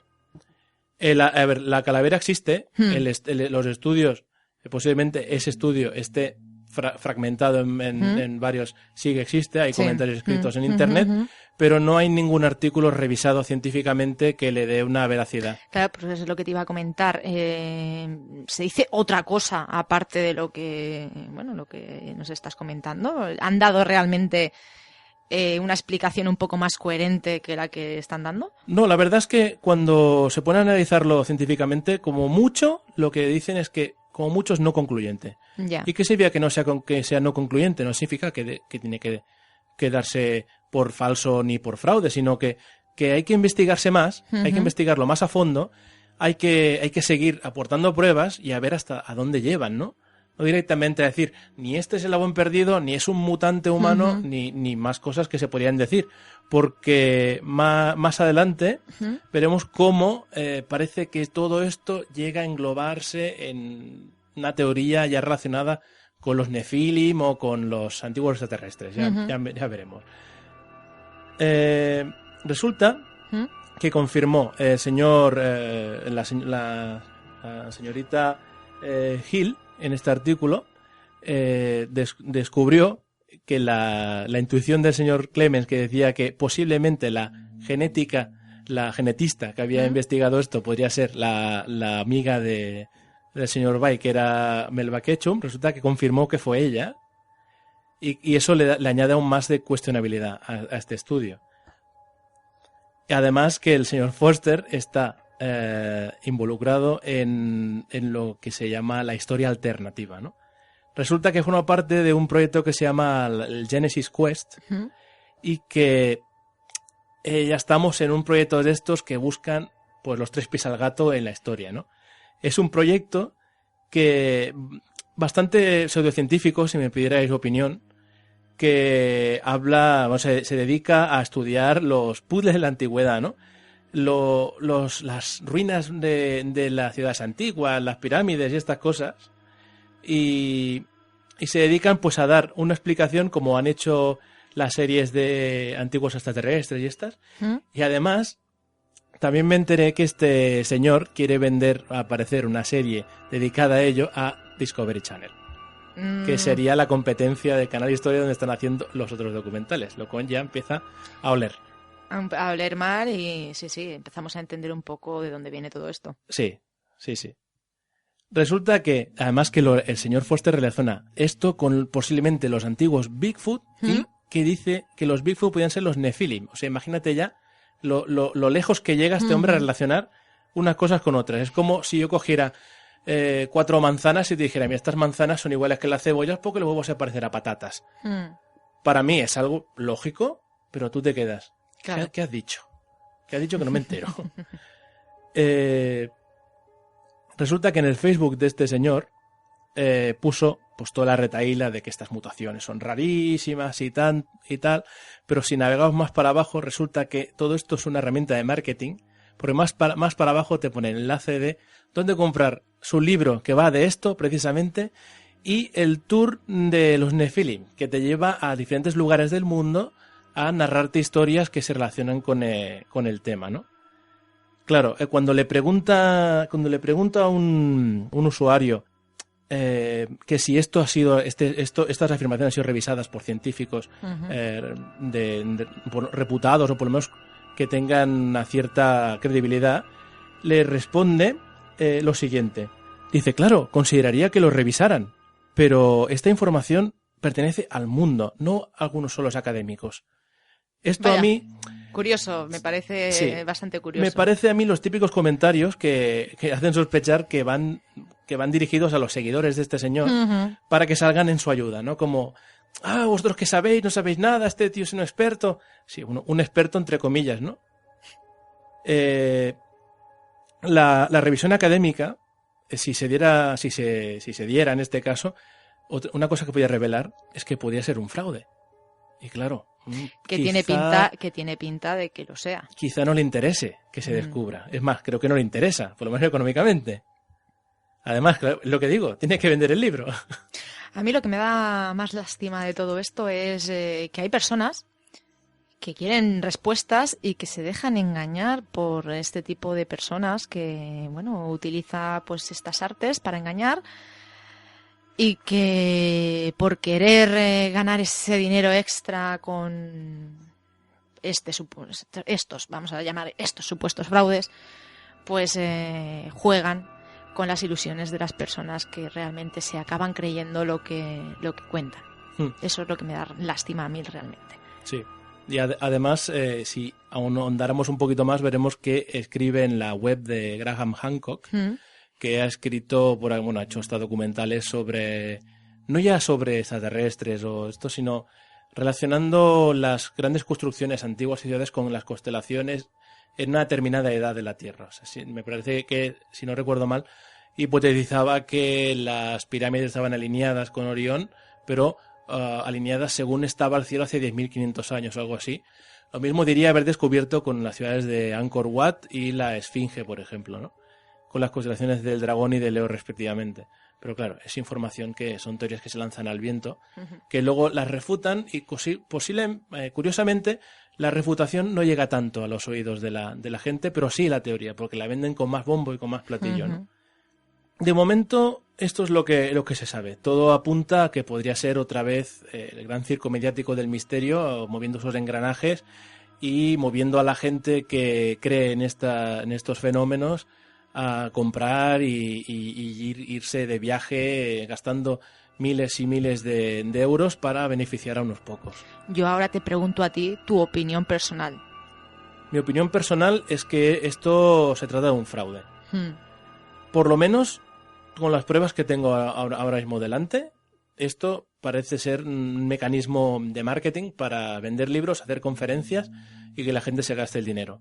Ahora, si se sigue investigando y realmente se replica el estudio y llegan a mirarlo realmente expertos que llegan a la conclusión de que realmente podemos estar delante de un nuevo homínido que no se sabía nada, pues ¿por qué no? Yo, de todos modos, después de lo que nos has contado, de lo que ha preguntado ese usuario y este señor ha contestado, dudo muchísimo, Lucas, que este hombre dé esas pruebas para que expertos las examinen, ya te digo yo. Pero bueno, tengamos la esperanza de que si realmente lo que él cuenta es la verdad, pues bueno, por lo menos que lo pueda demostrar. Y deje de ganar dinero. Bueno, es que ya la verdad es que también, para empezar, considero que el ganar dinero con este tipo de cosas, bueno, eso a cada uno, pero que ya además que con algo que realmente no se ha demostrado si es verdad, que estés ganando dinero, ya me parece lo peor de lo peor. Pero bueno, mira, siempre ha existido gente así. En anteriores programas ya hemos hablado, por ejemplo, con Gámez, estuvimos hablando de los mediums, que bueno, que no tiene nada que ver una cosa con la otra, pero bueno, viene a ser lo mismo. Personas que incautan a otras y que ganan dinero pues a través de ello. Pues bueno, luego nos ibas a comentar también... ¿Tenemos tiempo? Pues bueno, seré bastante breve. De un artículo que encontré, así que navegando también por esta página, que me llevó a un estudio bastante breve, que parece que ha descubierto, bueno, os digo de dónde sale, de un blog que se llama Epiphenom, que subtítulo tiene La ciencia de la religión y la no creencia, que lo lleva un señor llamado Thomas Rees, que es una persona que, como muchos de nosotros, pues tiene curiosidad de saber cómo funcionan estas creencias en lo sobrenatural o la magia y cómo se relaciona con la religión, ¿no? En este caso. La religión o cualquier otra creencia paranormal. Pues hicieron un estudio, un estudio de Michel Van Elk, de la Universidad de Ámsterdam, ¿vale? Que dice lo siguiente: imagínese que camina a través de un bosque oscuro y que cada movimiento que percibe resulta en la sensación de que hay otra persona o animal presente. O sea, cualquier cosa que veas moverse, piensas, puede ser otra. Desde un punto de vista evolutivo, si asumimos incorrectamente la presencia de alguien y no está, Entonces no pasa nada, ¿no? No ocurre nada. O sea, sería un falso positivo, una falsa alarma, ¿no? Uh-huh. En cambio, si creemos que no hay nada, pero realmente hay algo, puede ser contraproducente, ¿no? Puede amenazar nuestra supervivencia. Eso quiere decir, a priori podría querer decir que si vemos cosas donde no las hay, es mejor que no verlas donde sí las hay. Porque lo que está y no vemos sí nos puede hacer daño, pero lo que no está y vemos, pues posiblemente no. Pero no ocurra nada. No nos puede hacer daño, o nos puede hacer daño, ¿en qué sentido? En el sentido directamente ligado a supervivencia. Ya. O sea, si yo estuviera en un bosque y hubiera un oso, yo creo que hay un oso y no lo hay, pues el oso no me come. Pero si yo creo que no hay nada y el oso está ahí y luego me come, pues me muero. Sí, lógicamente. Lógicamente. Pues dice la hipótesis de este estudio que los creyentes, los que creen en lo paranormal, tienen más probabilidad de ver patrones, como caras, por ejemplo, en nubes de puntos donde no hay nada. ¿Vale? Y en el estudio... Estamos hablando de nubes. Sí, lo que hicieron, nubes de puntos. Mostraron una nube de puntos. Claro, es lo que te voy a decir, ¿qué significa eso de nube de puntos? Realmente era eso, son unos puntos, como tú dibujas unos puntitos, les das formas de persona, y enseñaron una persona que caminaba alrededor de otras nubes de puntos. Entonces, mira, los dos grupos de personas, unos que serían los no creyentes, otros los creyentes, miraron esas nubes de puntos y midieron la cantidad de aciertos y errores cuando realmente estaba la persona, el dibujo de la persona andando y cuando no estaba. ¿Qué encontraron? Porque los escépticos tardaban menos en decir que ya no se veía nada, mientras que los creyentes seguían viendo figuras cuando no las había. Es más, lo mismo sucede con lo llamado sesgo de respuesta. Es decir, que los escépticos tienen menos probabilidad de decir que hay figura cuando no la hay. Ya. ¿Vale? Es decir, concluyendo que la cantidad de falsos positivos es mayor en creyentes que en no creyentes.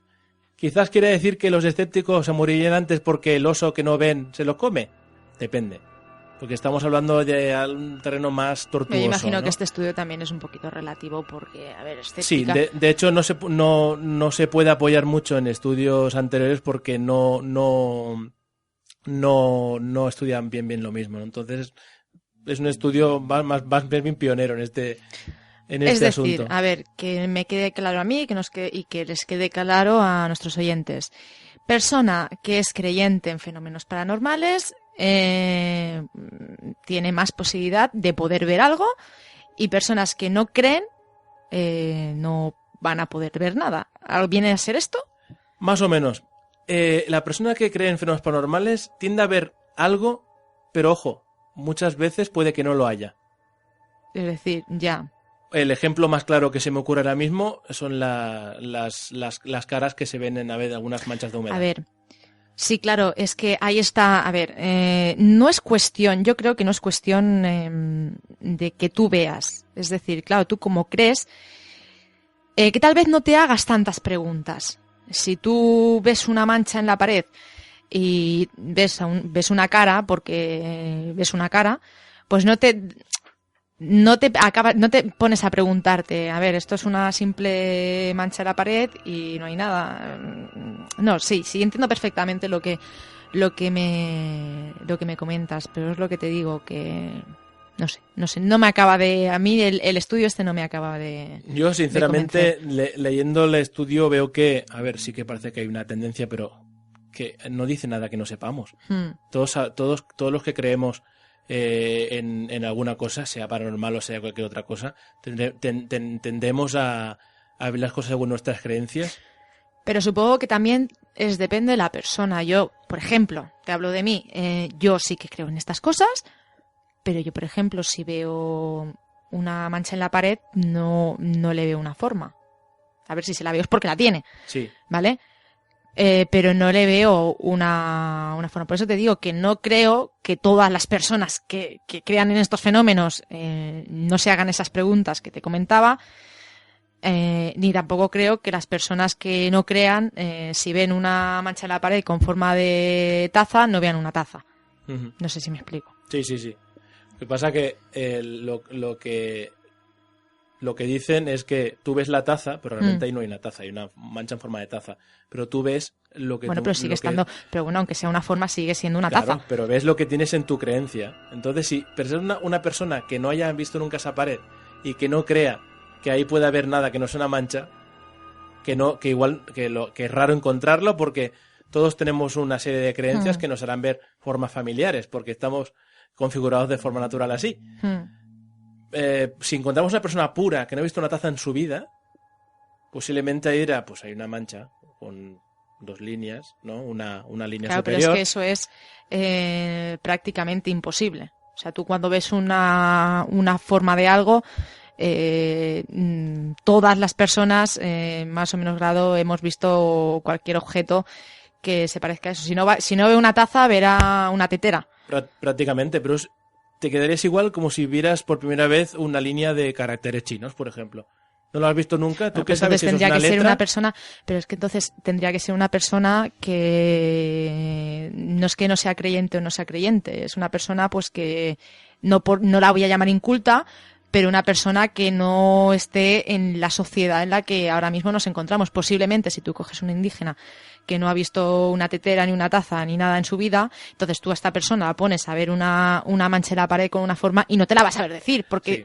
¿Vale? Es que esto es muy relativo, depende del punto de vista donde lo veas. Este es el problema del estudio, que quieren generalizar una cosa que realmente solo se ha observado en un estudio concreto y en condiciones controladas, como en un laboratorio. Tú normalmente no ves nubes de puntos con puntitos que caminan, tú ves personas y fondos, ¿vale? O ves objetos en paredes y lo que los rodea, ¿no? Por eso es un estudio que... Sí, puede ser interesante, puedes decir, sí, creo que los creyentes suelen ver marcianos donde solo hay plantas, ¿no?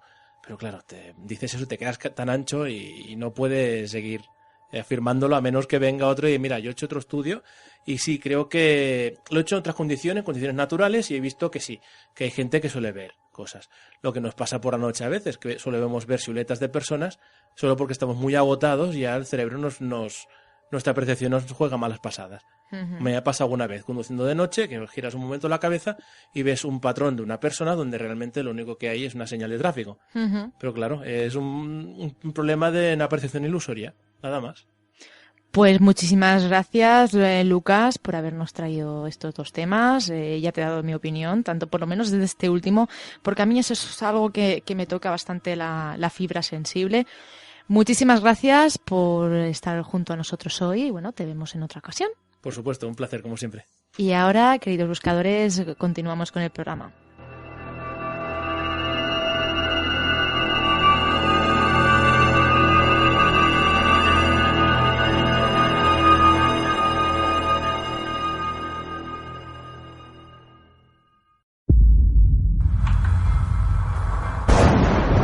Sé un buscador. No te dejes engañar. Duda. Investiga. Piensa. Sé un buscador.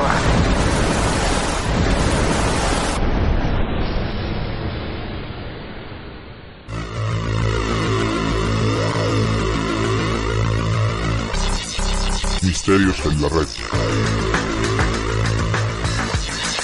I'm going to reach out, cross the miles, and anoint you in the name of the Father, the Son, and the Holy Spirit. Are you Bob the Builder?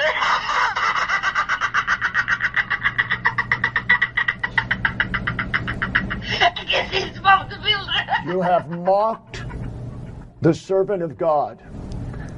You will be struck with judgment for mocking the servant of God.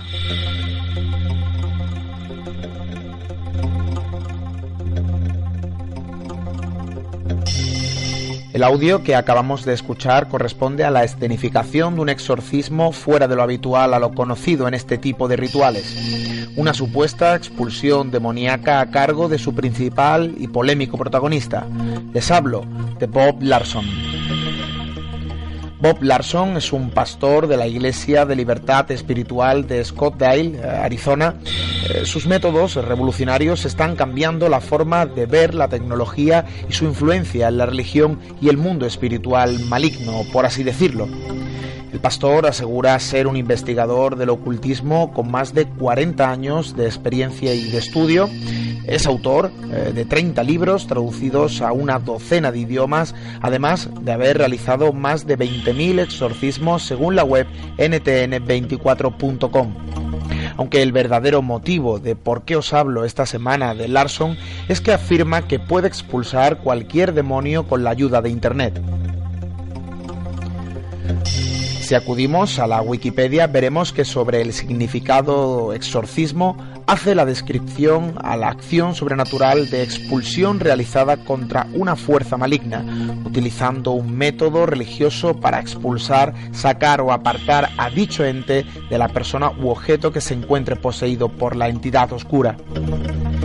Estos entes, dependiendo de las creencias de los implicados, pueden ser demonios, espíritus o brujos. El objeto de la posesión puede ser una persona, animal, objetos e incluso lugares como pueblos o casas.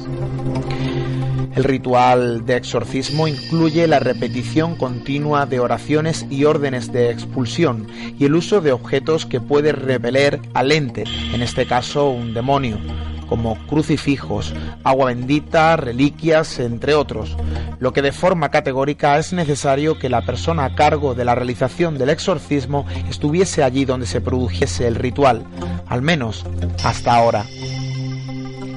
El reverendo evangélico está cambiando el exorcismo con la ayuda de las nuevas tecnologías y asegura que no es necesario que el exorcista esté presente en el lugar, ya que puede expulsar a los demonios a través de Skype, la popular aplicación de comunicación por Internet.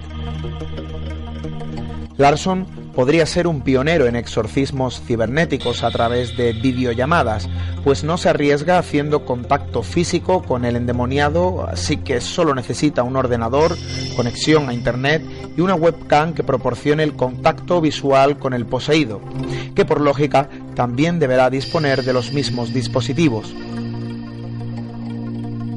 En términos simples, un exorcismo es el proceso de expulsión de un espíritu malo de parte de un individuo que se ha convertido de alguna manera invadido y endemoniado por ese ser, y enviarlo de vuelta al infierno y la liberación de la persona. Esta descripción sobre el proceso fue realizada por Bob Larson en el amago de que todo el mundo entendiera su cometido, ya que pese a tener un elevado y considerado número de seguidores, existe por igual o incluso mayor un elevado y considerado número de detractores que afirman que los casos que se presentan de las personas supuestamente poseídas bajo el sometimiento de los demonios son solo un espectáculo, aunque Larson niega esas acusaciones. No habría ninguna razón para escenificar teatralmente esto por ningún motivo. ¿Por qué alguien haría eso? Yo no tengo ni idea. Como era de esperar, un caso tan polémico como este ha atrapado la mirada de miles de millones de creyentes de todo el mundo, llegando incluso a los líderes religiosos, desde donde han llovido las críticas a las prácticas llevadas a cabo por Bob Larson. El reverendo Isaac Kramer, director de la Asociación Católica Internacional de Exorcistas, una organización que entrena y ordena a nuevos exorcistas, dice que los exorcismos no se pueden hacer a través de Internet, agregando un comentario que ha hecho decantarse a muchos sobre la realidad de su afirmación. Si una persona está completamente poseída, el demonio que toma su cuerpo no le permitirá sentarse frente a la pantalla del ordenador para ser exorcizado. Lo más probable es que lance la pantalla del ordenador lo más lejos posible y destruya todo lo que haya en la habitación.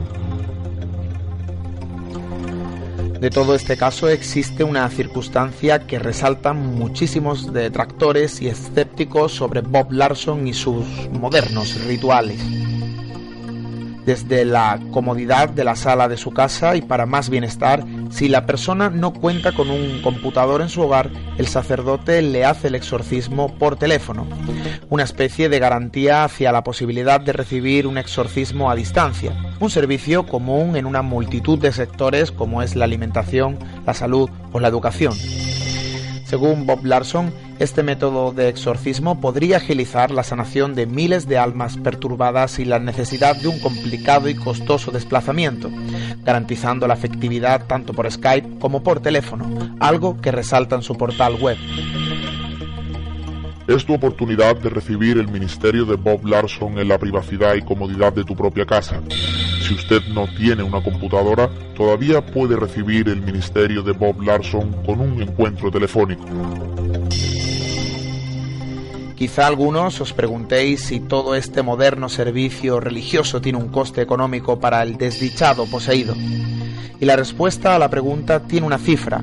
La sesión de 1 hora de trabajo espiritual cuesta alrededor de $295.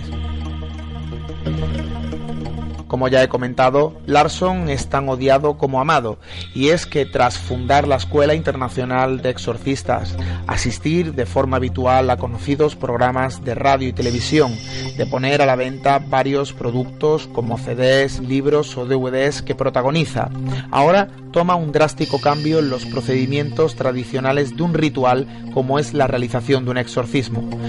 Eso lo han convertido en una persona tan famosa como polémica. Bob Larson tiene su propia página web, boblarson.org, algo que lo suma a esta moderna forma de ver algo tan tradicional como es el mundo religioso. Un saludo, buscadores.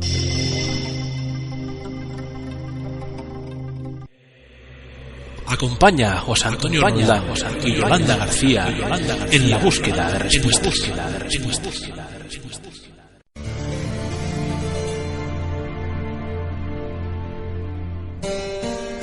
En el siglo XVII la prensa europea comenzó a reportar extraños hechos íntimamente relacionados con los vampiros. El periódico Mercure Galant de París informó en mayo de 1663 que en Polonia y Rusia había cadáveres que estaban llenos de sangre, la cual se escurría por la nariz, boca y oídos. Este misterio se lo adjudicaban a los demonios que salían de esos cuerpos para atacar a personas y animales. La manera de acabarlos, decía el diario, era cortándoles la cabeza y destruyendo su corazón. Las personas que ya habían sido víctimas de estos monstruos y que estaban condenadas a la muerte, debían comer pan hecho con la sangre de estos seres. En 1725, en la aldea de Kisilova, en el distrito de Ram, hoy Eslovenia, se reportaron también misteriosas muertes. 9 personas fallecieron en un lapso de 2 semanas, afirmando que Peter Plogochowicz, un campesino que había muerto días atrás, era el causante. Según las víctimas, Plogochowicz los había visitado por la noche. Incluso la viuda del campesino dijo que una noche su esposo Peter volvió a su casa exigiendo sus zapatos. Los que aseguraban haberlo visto dijeron que no presentaba alguna señal de descomposición. Para acabar con la superstición de que Plogochowicz había regresado de la tumba para llevarse a los vivos, los oficiales prusianos, con el permiso correspondiente, exhumaron su cadáver y se llevaron una sorpresa. El cuerpo de Peter Plogochowicz no presentaba la mínima señal de descomposición. No olía mal a pesar de que llevaba varios días de muerto. Su nariz se veía caída y su piel se notaba algo arrugada, pero aún en buenas condiciones. Y lo más tenebroso, en su boca se apreciaba sangre fresca, la cual se creía era de sus víctimas. De acuerdo al testimonio del notario, los oficiales afilaron una estaca y se la pusieron en el corazón. Al ser atravesado, surgió abundante sangre fresca, así como de sus oídos y de su boca. El cuerpo de Plogochowicz realizó algunos movimientos, pero no abrió los ojos ni gritó. Luego quemaron el cuerpo hasta reducirlo a cenizas. El escenario por excelencia del vampirismo es Transilvania, en Rumania. Sin embargo, en Rhode Island, Estados Unidos, durante el siglo XVIII, se registró un hecho por demás interesante. La familia Stukeley se conformaba por los padres de familia y 14 hijos. Todos eran granjeros. De forma inexplicable, los hijos comenzaron a morir, aparentemente de tuberculosis. La primera en fallecer fue la hija mayor, Sarah. Después murieron 5 hijos más y fueron enterrados en el cementerio del pueblo. Lo macabro se dio tiempo después, cuando los hermanos pequeños de Sarah le dijeron a sus padres que ella los había visitado la noche anterior. En un principio no les creyeron, pues aún no se reponían de la pena de perder a sus hijos, pero una noche la madre vio a Sarah. El señor Stupley pidió autorización para exhumar los cuerpos de sus hijos y comprobar que realmente estaban ahí enterrados. Al sacar a los 6, halló que Sarah, quien fue la primera en morir, se encontraba en perfectas condiciones, como si lo hubieran enterrado un día antes, mientras que los demás, en avanzado estado de putrefacción. Lo que se hizo a continuación fue abrir el cuerpo de Sarah, sacarle el corazón y quemarlo. A partir de ese momento, nunca más se volvió a ver a Sarah. Otro caso que puede estar relacionado con vampiros humanos ocurrió en Rhode Island en 1890 a la familia Brown. Sin ningún motivo, Mary Brown, esposa de George Brown, comenzó a perder peso, a palidecer hasta que murió presuntamente de tuberculosis. 6 meses más tarde, su hija Olivia falleció también. 4 años después, Edwin, el único hijo varón de George Brown, enfermó. Parecía que correría la misma suerte de su hermana y de su madre. Por sugerencia de un amigo, Edwin se marchó junto a su esposa a Colorado para mejorar su salud. Mientras Edwin permaneció fuera de Rhode Island, su hermana Mercy cayó en cama y murió de forma inmediata. En cuanto Edwin se enteró de la muerte de su hermana, regresó a consolar a su padre.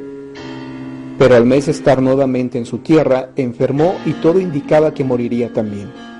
El señor Brown, desesperado, pidió autorización para exhumar los cuerpos de sus hijos, con la esperanza de hallar alguna pista de lo que estaba ocurriendo.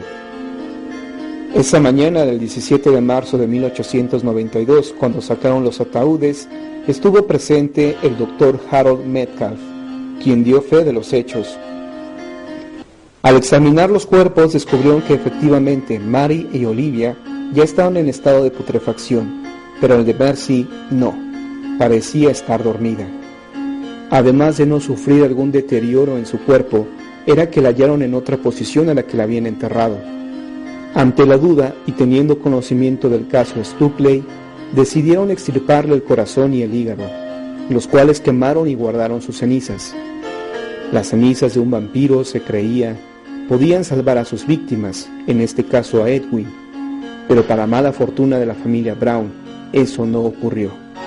Además, y lo más inquietante, es que antes de que Mercy fuera desenterrada, 7 jóvenes más ya habían muerto con una herida en el cuello.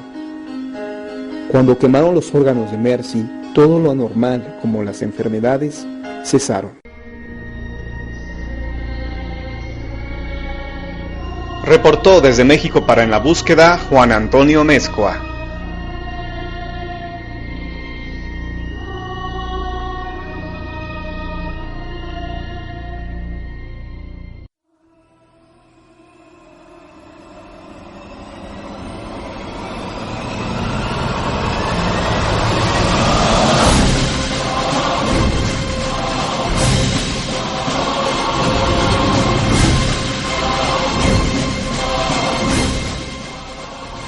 No te dejes engañar. Sé un buscador.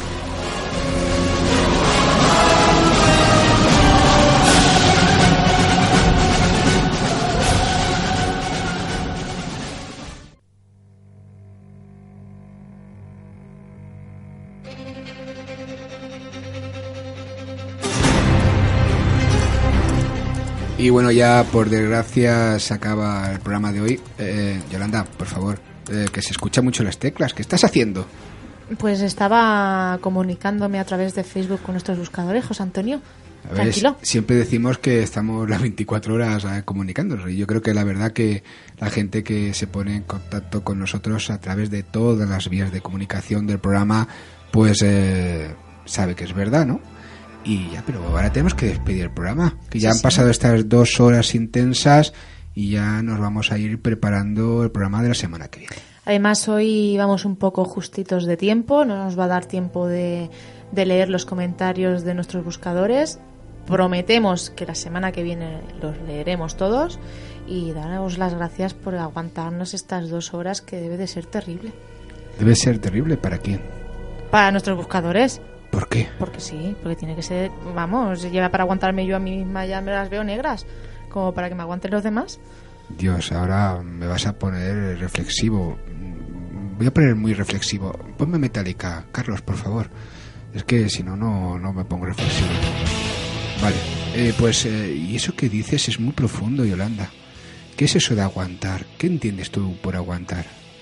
Yo aguantar, pues aguantarme a mí misma, pero tú sabes lo que... Bueno, no hace falta que te expliques, pero es muy interesante lo que dices, ¿verdad? ¿A dónde quieres llegar, José Antonio? Pues que te acabo de hacer una consulta y me tienes que dar 500 euros, o la voluntad, mínima 600.